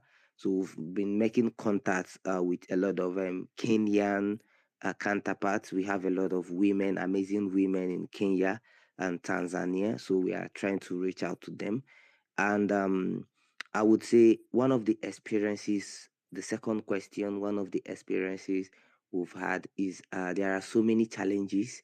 Like, most of the schools we reach out to, one, they are boarding school.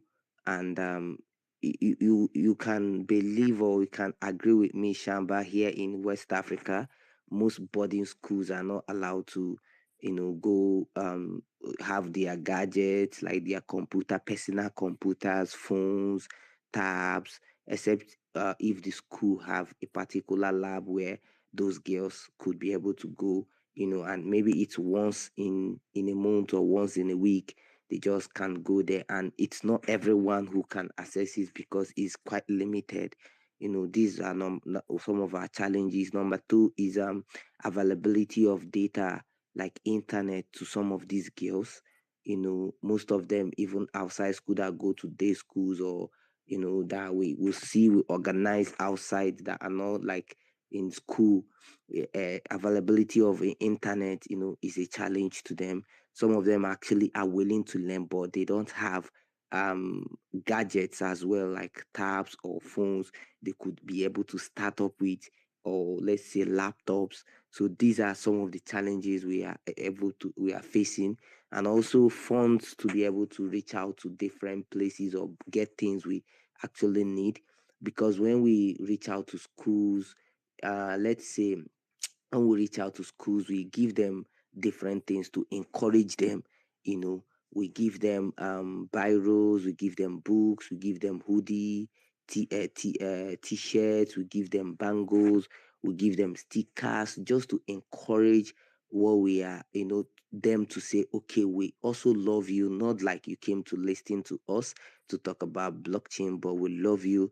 We'll give you these gifts, and we hope we have plans to be able to give out things like gadgets, laptops, phones, and access to different learning platform, because that's why we are trying to work with different e-learning platform as well. And we're also trying to work with different NGOs here in Nigeria and outside Nigeria, because we believe collaboration is the right way to go.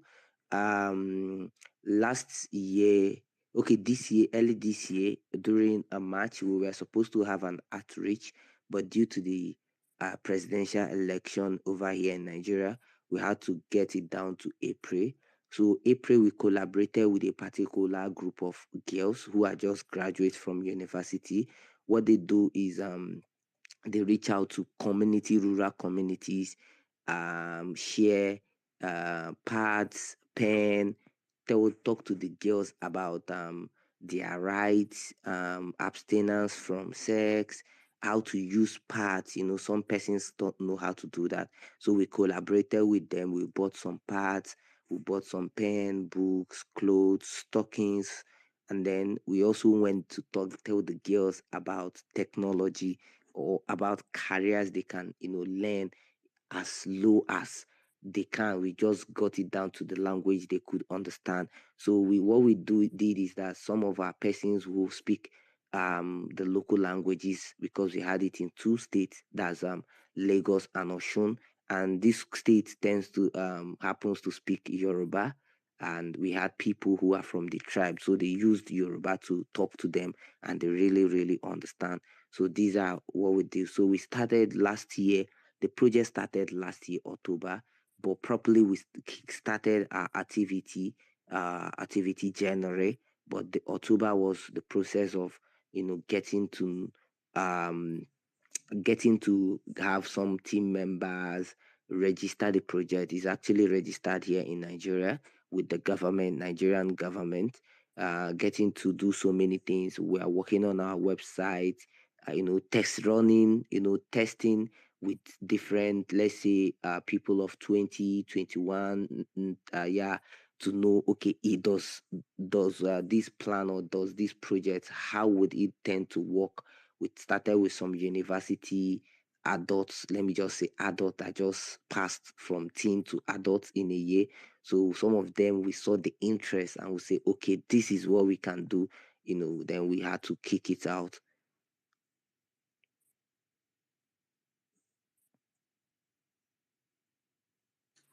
That's really awesome. Thanks so much for sharing that, for sure. You're welcome. No, it's actually I didn't realize you guys are actually going in depth as much as you are, not even just in the blockchain, but actually teaching these young girls to grow into like respectable adult females. So that's like admirable within itself as well.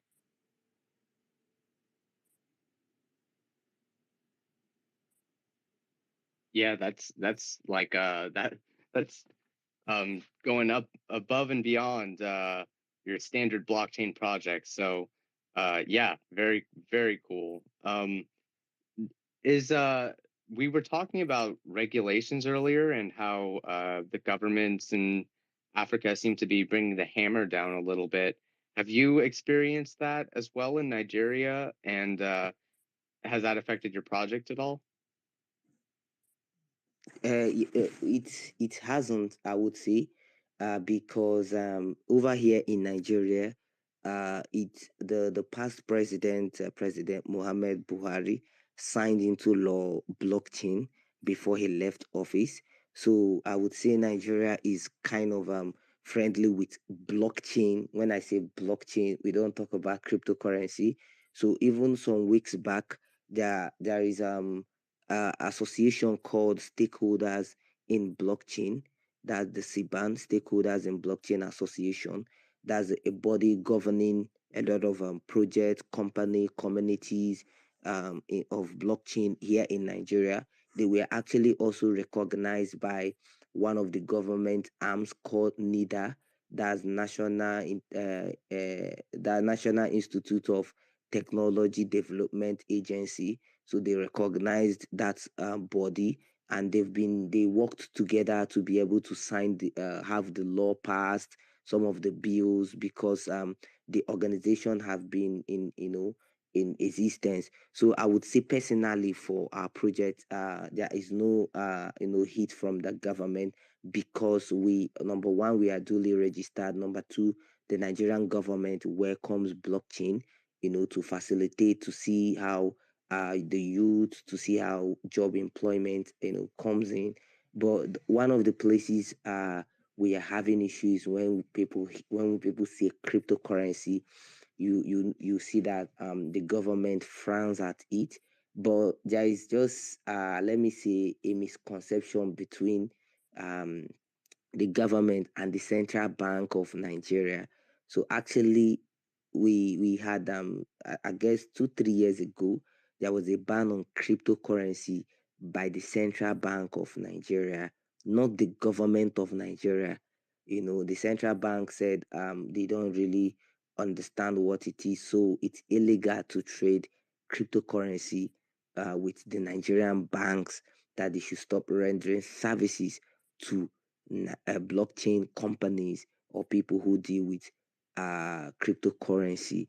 So, but after the law was passed, no lifting of that ban, but people do cryptocurrency here in Nigeria, and there are a lot of blockchain companies, springing up here in Nigeria, and they are not being cramped down, or the government don't come hard on them to say we need you guys to shut down or stuff like that. No, what the government actually, or the central bank, only cramps activities of cryptocurrency, trading and stuff like that.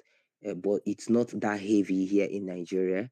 Let's say, like, when I mean heavy, the likes of India, I have a friend, some of them tell us that they can be in their home, and police comes up to raid their home to say, we traced your IP is dealing on cryptocurrency and stuff. It doesn't happen here in Nigeria. Very, very interesting. Cool. Thanks for all that info. Is Binance popular in Nigeria as well? And like, is that going to be the main on and off ramp for the fiat to crypto transfers and stuff? Like Binance connects to your bank or something? Yes, Binance is one of the biggest exchange here in Nigeria, in West Africa, I would say, but in Nigeria, because Nigeria is the most populated West African country.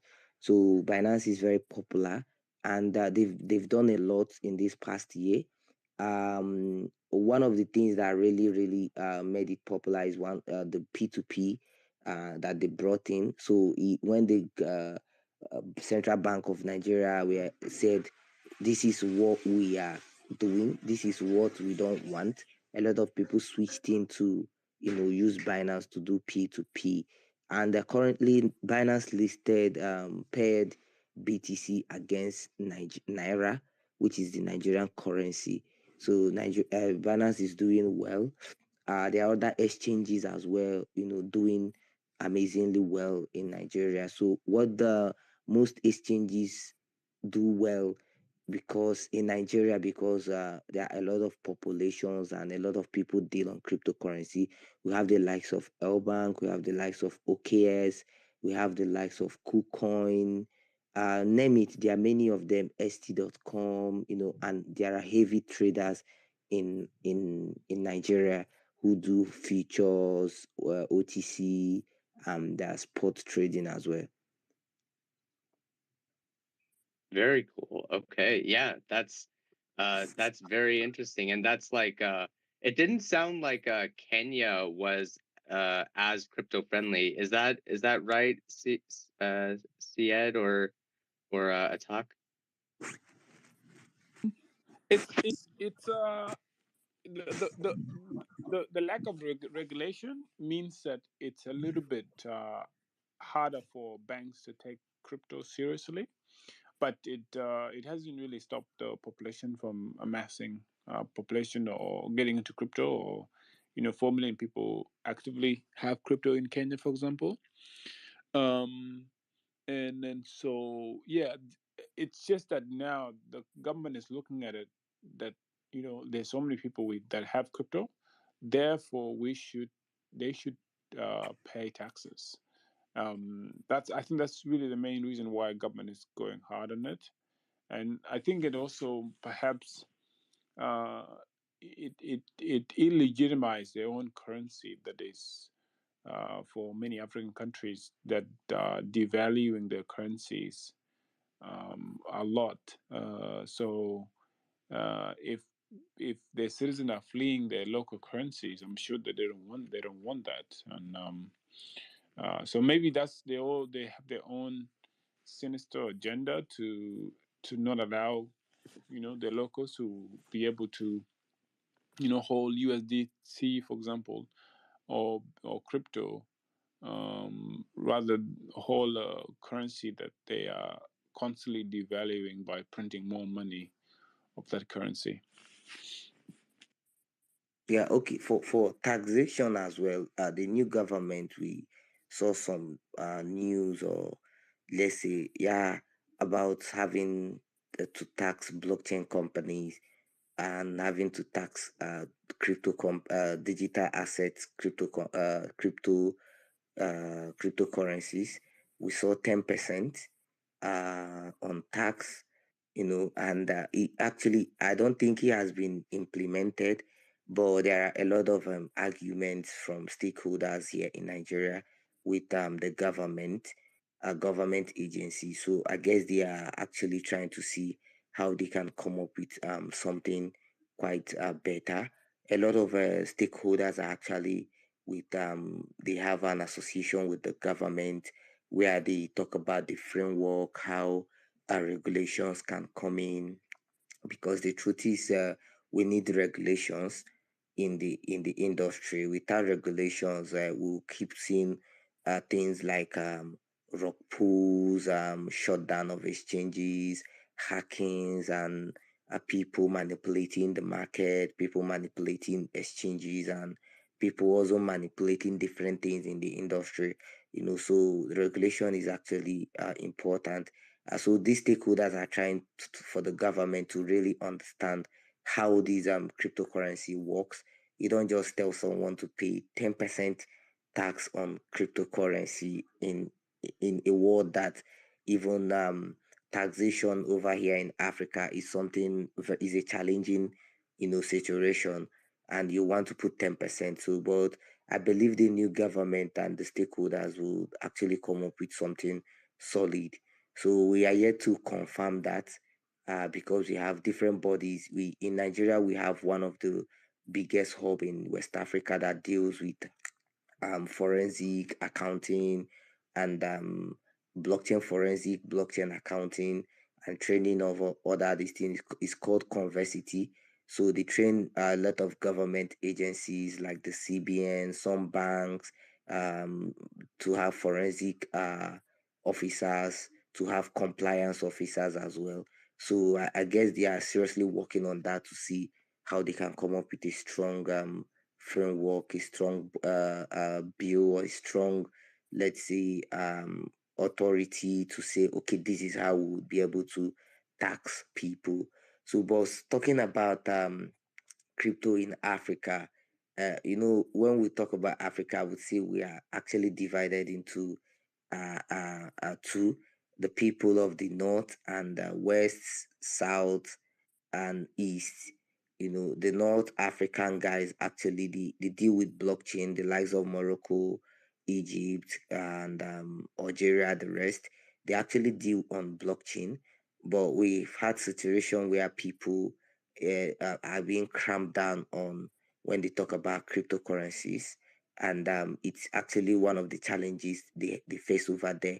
But a lot of blockchain companies are actually doing well, and most of them are having VCs from the Arab world, that's the Middle East, because they have an association called the NEMA, that's a Middle East and North African, like an association where they deal together with things. So in West Africa or East Africa, I would see a lot of adoptions are actually going on in blockchain, but we are needing to let the rural and some of the urban companies to understand how this work, that the blockchain is actually different from cryptocurrencies, so that supply chain companies, beverages companies, um, education sectors, healthcare could be able to adopt blockchain, to make things quite easy and accessible for the citizens or the locals here to be able to, use some of their products. I Wow. think, in terms of, just to add to that conversation, I think, sound regulation is good, but at the moment there's not much sound, regulation that's coming out of Africa, because they're looking from the point of view of being a protectionist.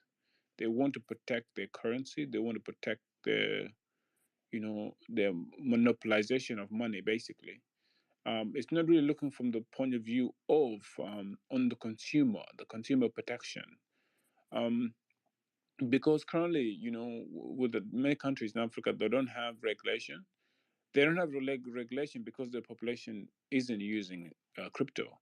The countries that are looking at regulation and looking to regulate crypto or blockchain are the country that are using crypto, right? And so you can see that the, the government is just purely looking at it from the the taxation aspect of it.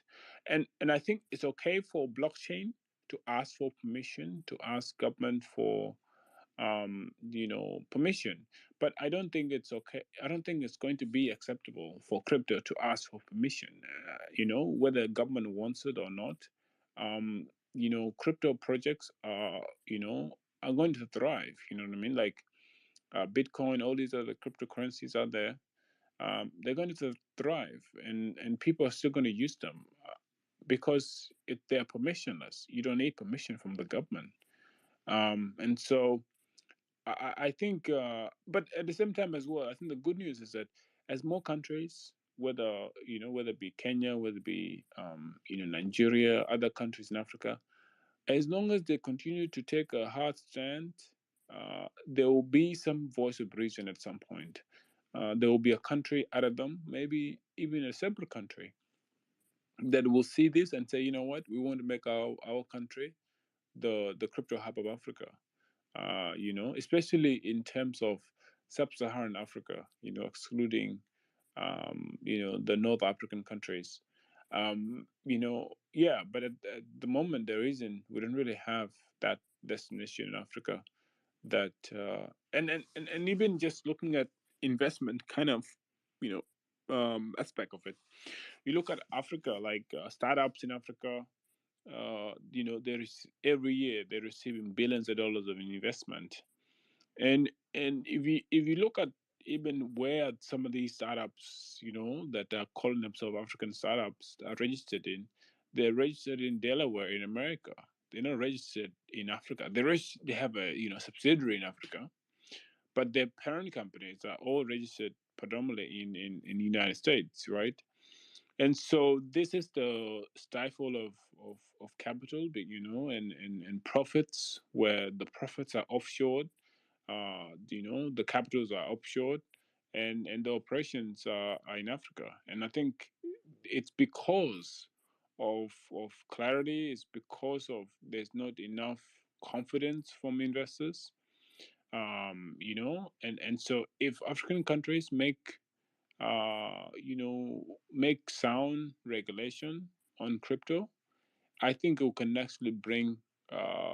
bring projects into Africa, because if the crypto laws are in Nigeria, are fantastic. I mean, why not register in Nigeria? Even if you're operating in Kenya or any other African country, and vice versa. Yeah, so I think at some point that we'll start to see that. When we see one country saying, we're gonna allow crypto and bring all those projects into our country, and that investment and capital into our country. Is there any talk of like backing? Because you talked about the governments kind of being protectionist with their currency. Is there any talk about like backing their currency with Bitcoin? Anything like that? I would say at the moment, nothing like that. I agree with Shamba on that. Everyone wants to protect his currency here in Africa, and so but there is no no talks or we've not seen any country indicate interest to say we want to back up our currency with crypto, or we want to legalize this so we can be able to trade. People can trade these against our currency. So everybody's actually trying to protect, because the government is only interested, most of the government are interested to see the way they could be able to get things out of the citizens, like the taxations and all that. So their focus is not on the consumers. Their act focus most especially are just on their own policies, to see that okay, their policies stands over that. So what Shamba said about blockchain companies getting commissions or getting licensing from the government is actually a perfect one. But the question is, when a blockchain company gets that from from the government, and will it be dealing on local currencies? That's the question. Is actually going to deal on crypto, and that is where the government comes in to say, you are a blockchain company. We are going to tax your source of income. We are going to tax your income level, and you are earning in cryptocurrency. We have to tax you in cryptocurrency. So that is where government needs to come up with a good framework in Africa to know that okay, even if we are having blockchain companies in our countries, what is the mode of taxation for them? How do we tax them? We need to understand their nature of income, the money they get, the cryptocurrency they are being paid or they operate on. How do we tax them? How do we understand this and that? So these are the questions I ask most times when they say, come and register. Okay, blockchain companies in Nigeria, we are not cramping down on you, but the question is, okay, after the registration, are you guys going to tax us based on, because most companies, maybe let's say Affirmation wants to invest in TGIB as an example, and he's not going to pay me in US dollar, because I would say I don't use a DOM account, or I'm not using a Naira account. I use USDT or Bitcoin wallet. So how do the government know how much I receive? Is that my account registered with the government? These are places where African governments needs to, really understand the framework of blockchain cryptocurrencies before they put down, certain regulations in their country, to know that okay, 20 companies are registered here in my country, and this is how we've been able to tax 10, 15, and we can use that, and go on as more as. So most companies or blockchain companies are actually, let's say, startups in Africa. We don't have major ones who actually can say, okay, we are bigger in the industry.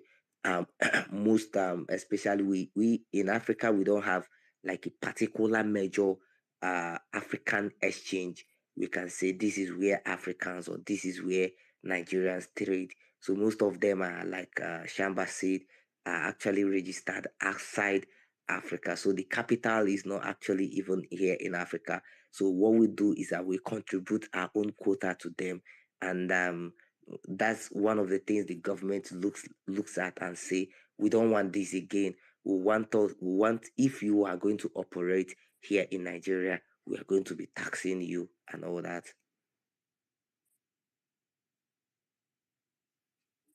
Yeah, it sounds like the government wants their money, which is pretty universal. I think that's the case wherever you go.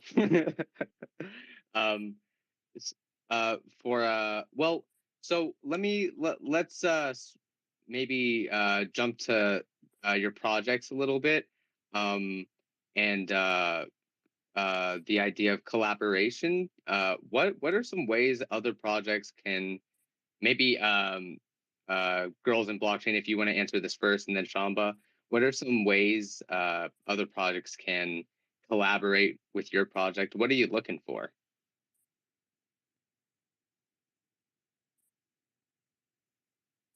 Kenna, yeah, if you want to go first, um, were you able to hear me?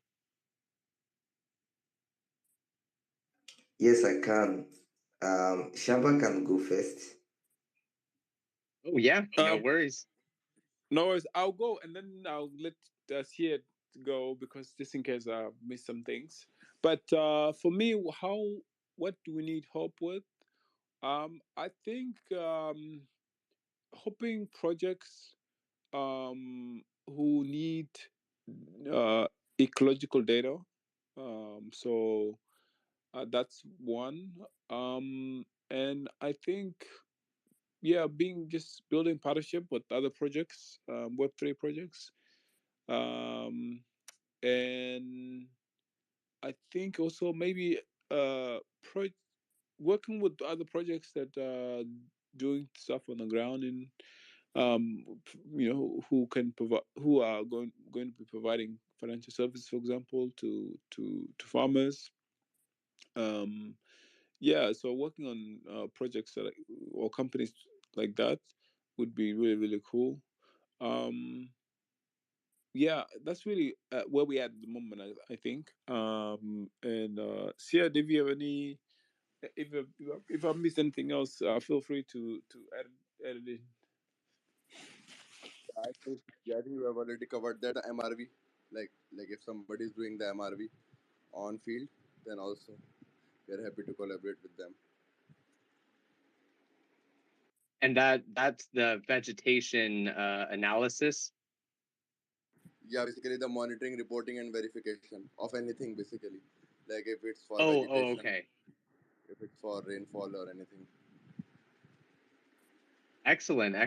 And yeah, no, thanks for going through that. Yeah, it sounds like you guys are open to a lot of different opportunities, mainly people who are actually working on the ground and ready to like provide data or anything like that. Um, Kenna, did you have an answer for like what are you looking for collaborations or anything like that? Yeah, definitely. Shamba, you deal on agriculture, right? Yes, yeah. Okay. Um, Actually, there is a blockchain company in it's actually a startup as well in South Africa. It's owned by a well-known South African blockchain expert called Shedrack Kobanya. I don't know if you've heard of the name. I think you can look him up on LinkedIn to see if you guys can actually collaborate. He actually deals it with farmers, and I guess they have enough market in South Africa and West Africa as well. They are built on near blockchain. They are building on near blockchain. So that would go a long way for you guys. Collaboration is the way, irrespective of even if it's an agricultural project. You just work together to see. So for my, we actually need different things at different stages. But at this stage, we need support from companies or NGOs who actually support the girl child movement involvement in the space. Um, we need financial support to get data, gadgets, to also reach out to as many states and cities, not only in Africa, because when we set up teams, like let's say in Kenya, we need to give support to them when they are reaching out to different schools and community to talk about TGIB and blockchain. So we need support from companies, because most of our girls, when they are interested to build, now the question is which blockchain would they build or would they learn. So when let's say if we have Harmony supporters partner with us, they could start with Harmony. We are encouraging them to build some of them to build their own projects. Learn some Web3 languages. We need support for them to understand. Okay, there is difference between Harmony, Binance, and the other chains. It's the blockchain is kind of a multi-chain, so they need to understand that. We also need support and mentorship from top ladies in the ecosystem to see to be like mothers and guardian people who guide these young girls. Not only in the tech world but in the general life as well. Because I was listening to a podcast where a lady was asked, how do you manage being the only female in a team of men? How do you manage yourself? Because aside work, there are other approaches from those men. How do you tend to combine? So when we have these talks, when they give it to our girls to say, okay, this is how you manage home with your work, with your career. This is how you be able to come out strongly. And that is why we are trying to see that we are not trying to compare the female folks with the male folks, but we are trying to bring a kind of a balance, where we have in the C level, if we have 10 positions, at least we ought to have four positions for the female, where they can always know that we belong to the society, we belong to the tech world, we belong to the Web3. And also, we are looking to have good mentors, like I said, coach these girls. So, these are the basic things we need. Like I've mentioned, finance, support from projects, and also mentorship, and organizations who can partner to see that we push this vision, beyond what we are seeing at this point. Love that. Love that. Yeah. And so how has it been being getting people involved in your project and finding mentors? I'd imagine there's a lot of people out there like willing to support that. Yeah, we've been able to reach out to people, and thank God we have we have not like mentors, who have, let's say, advisors and friends who are willing to take the project to the next level. We have advisors from Spain, we have from Canada, we have from South Africa, and we are hoping to have more, people who support us. But for in terms of projects, we've not had like we've not had these strong projects to say we will do this, but we've had support from a very good friend as well. He works with I think Harmony. We've had support from him, and he's actually saying, okay, even if I don't do this, but I will keep supporting you guys. He's a lover of what we do, but we've not had any core support from projects, be it blockchain projects, or be it a project built on blockchain. We've not had major support, so we are trying to reach out to the likes of Binance, Yellow Card.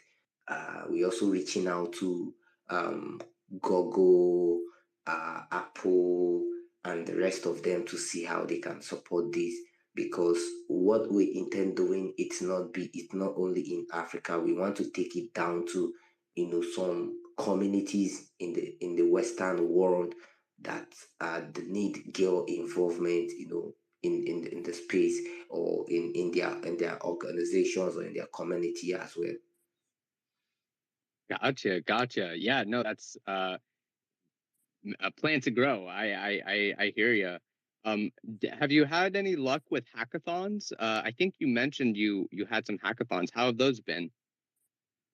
Okay, we've not had any hackathon we are planning. All we are doing now is outreaches to schools. So for the hackathon, we are looking.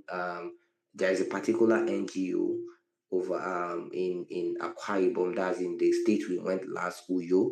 So we are trying to see, they used to have a boot camp, a 3 weeks boot camp. So we are trying to come up with a particular curriculum to teach two skills, that's content writing and web design. So we are putting that together to have our first boot camp with them. So the organization is an NGO. What they do is that they teach them skills like trading, trading and sewing, like how to make clothes, soaps, hair. So we are bringing in a new skill, like what I mentioned, content and web design to them, so they could be able to add up to there. So as time goes on, we have plans to do hackathon in schools, but you don't just do hackathon in a place where, or in an environment that they don't really understand what you are coming to do. So we need to have a community first before we start our hackathon. So in schools, we are trying to build that community, so that when we start up a hackathon, we know that okay, people we are doing hackathon with, at least 70 to 80% of them understand what this is, and they are going to involve themselves in the hackathon. That makes a lot of sense. Yeah, you want people to understand, how to build something before they try to build something. So, yeah, no, that's great. That's super awesome. Getting and yeah, getting resources, that's key, and just getting the word out there, that what you're doing, and how do you keep the community engaged primarily? Do you do Twitter posts, or do you write articles?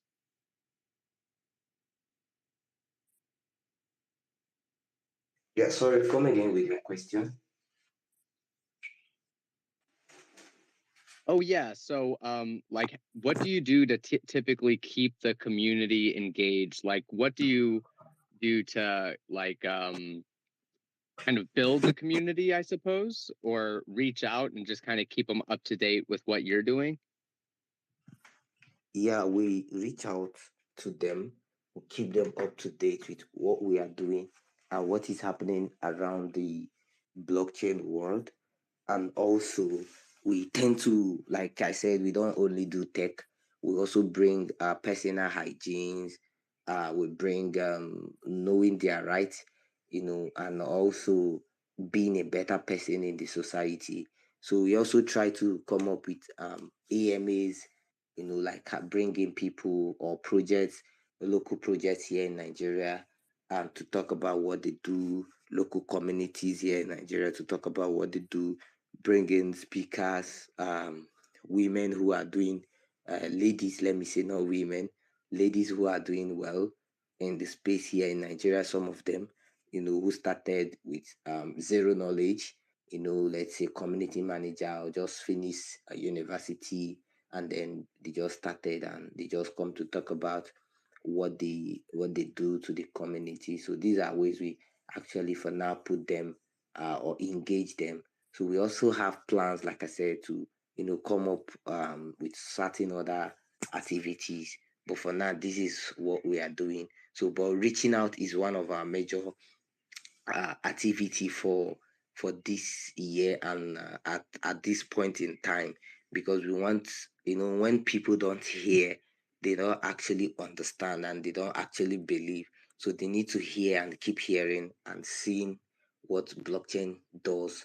People, it has changed their life, what it's doing, and how they can get involved. So reaching out is one of our core objective at this point in time. All right. Yeah, I got you. That makes a lot of sense. And are you doing that, like, through like Are you do you have a network of teachers you keep in touch with email? Do you have a Discord? How are you connecting? What platform are you using to connect with people? Okay, yeah, for the like some of our speakers or teachers, we connect with them. Like we have a WhatsApp group, and before now, I've been in the space, so I work with different I say brands or different individuals. I advise startups. So some of the persons that were companies or let's say project I advise or I've been able to work with some of the experts here in Nigeria. I discuss with them to say, okay, this is our plan, this is what TGIB does. We are coming to your city, we need your time. You could be able to be our speaker for 2 hours to talk to these girls. Then we have like 3, 4 speakers in different skills. Okay, talk about blockchain and what you personally do as a web developer. You talk about blockchain and what you personally do as a project manager. You understand? So these are ways we do. But for our community, we have Telegram, we have LinkedIn, we have Twitter, we also have WhatsApp where we try to build the community. So because it's a world of people coming from zero knowledge. We don't want to use a high let's say Web3 application like Discord so that they could be able to understand and navigate very well. WhatsApp is actually common. Even most of them, it's very difficult to understand Telegram. So we are using WhatsApp. The community we have on Telegram is like a general community where people like above that age can just join. We use that community to do our AMAs of projects. But personally, for the girls under that age of 13 to 19, we bring them into our WhatsApp group to be able to understand well because they can navigate on WhatsApp more than any other. But as time goes on, we now tell them, we teach them tools or applications needed in the Web3 because we are hoping that some of them will start their internship with some of the startups at advice and or beyond. They could be able to work as junior developers, intern writers, intern graphic designers, intern UI US, and stuff like that. Actually, sorry to interrupt, guys. Like I have to leave now. Like it's really nice catching up with you all. Looking forward to do more spaces with you. Thanks. Absolutely. Yeah, no, thanks, Sayed, for joining us, and thanks for explaining the oracles and really getting into it with Shamba. Really appreciate your time. And yeah, thanks so much for joining, man. And yeah, we have gone over time quite a bit. We've kind of gotten caught up in talking here. So if I'm not sure if Atak or Kenna, if you guys have to go too, but if you guys have any um, last final points you want to say, or if you want to continue the discussion, um, I'm pretty much game. But yeah, it has gone on a little while, so if you guys want to end it, that's totally cool too. Yeah, I'm gonna have to go fairly soon. But I think I would like to, really give a huge appreciation to Whitehead DAO for organizing this space and for inviting us to speak about our projects and what's happening in Africa. Although we've spoken a lot about some of the regulation hindering, I think I'm really optimistic, really, in terms of Africa, because the at the end of the day, the projects, the people, their passion to participate in Web3 and in crypto is what really matters ultimately. So because it's the population that gets to vote these leaders in, and so if enough population wants particular change, then they'll vote accordingly. So hopefully, more projects will build more better tools and to bring services to the population, and really awesome to see there's even the awareness aspect of it as well and the education aspect of it as well. Um, which teen project girls are doing in Africa, and I'm really excited for you guys. And love to connect more and learn about your project and see what sort of if we can get into some sort of partnership and collaborate on some stuff. So yeah, really cool to be on this space, and thanks so much for inviting us. Thanks, Atak. Thanks so much for your time and coming on and speaking about Shamba. And really, like, I feel like I understand it a lot better. And yeah, I hope everyone else does. Thanks everyone in the audience for hanging out and listening in. Danny, Tom, thank you, man, and Excel, thank you for hanging out and hope you enjoyed the discussion. Yeah. Kenna, did you have any like final thoughts or anything like that? Okay, thank you very much. I really appreciate White Hat DAO Formation Raj for this inviting me to this space. I would say like a saying I always say, blockchain is for Africa. I don't know for other continents, but blockchain is for Africa. So we have to take it from Africa down to Africa to the other world.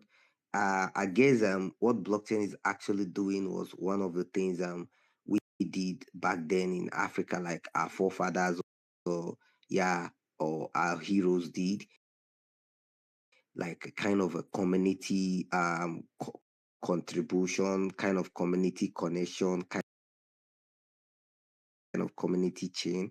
So now it's just modernized, to see that nobody breaks, there is no one authority. So like Shamba said, we hope to see more projects build more real-time projects, more real-time problem solving projects in Africa, bring it down to Africa, built by Africa, taking, employing Africans and doing things around that to see that we, take out, we move with the other part of the world. So for TGIB, we would continue doing females are brought into the space, especially teenagers. We'll keep doing the awareness, we'll keep doing the education, and lastly, we'll keep doing the empowerment because that's the most important aspect.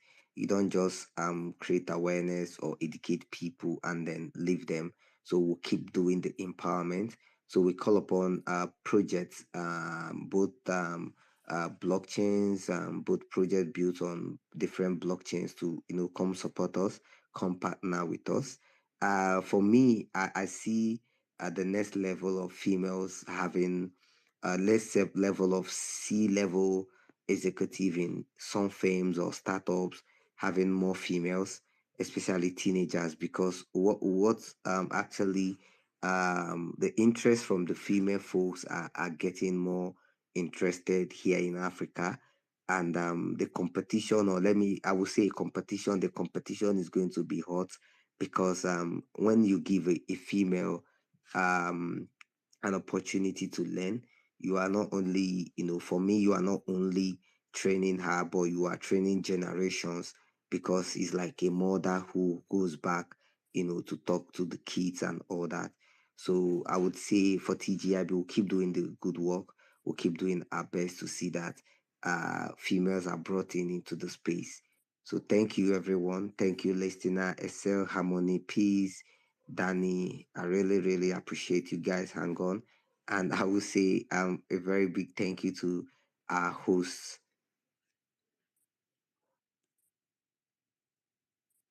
That's beautiful, man.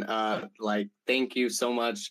Like everything you guys have had to say has been so enlightening, and I'm pretty ignorant with a lot of stuff when it comes to Africa. So I'm ashamed to say, but it's definitely like I love learning about all the blockchain technology that's being developed by you guys and then other people, and how the government is kind of interacting and differentiating between crypto and blockchain, and yeah, I see a big future for Africa in blockchain. So yeah, thank you guys so much for coming in. Affirmation, did you have any final thoughts or anything to say to close out? No, I kind of concur with you. It was great having Kane represent TGIB, Shamba, or Etok representing Shamba, and also Syed came into space and represented Shamba as well. It was enlightening, and this is honestly like why we do this space is because meeting projects like yourselves, you guys are very passionate about what you do. It's good when you have like a great project come on, but sometimes people aren't passionate about their project. They're more interested in the return on their investment. But you guys are definitely vested in what you do and passionate about it. So, I appreciate those kind of projects myself. Absolutely. All right. Well, thanks everyone for joining. Thanks for listening. And we'll be back in 2 weeks with another space. And yeah, have an awesome day, night, wherever you're at. And until next time, guys. Yeah, thank you guys. Thank you, guys. Appreciate it. Bye bye.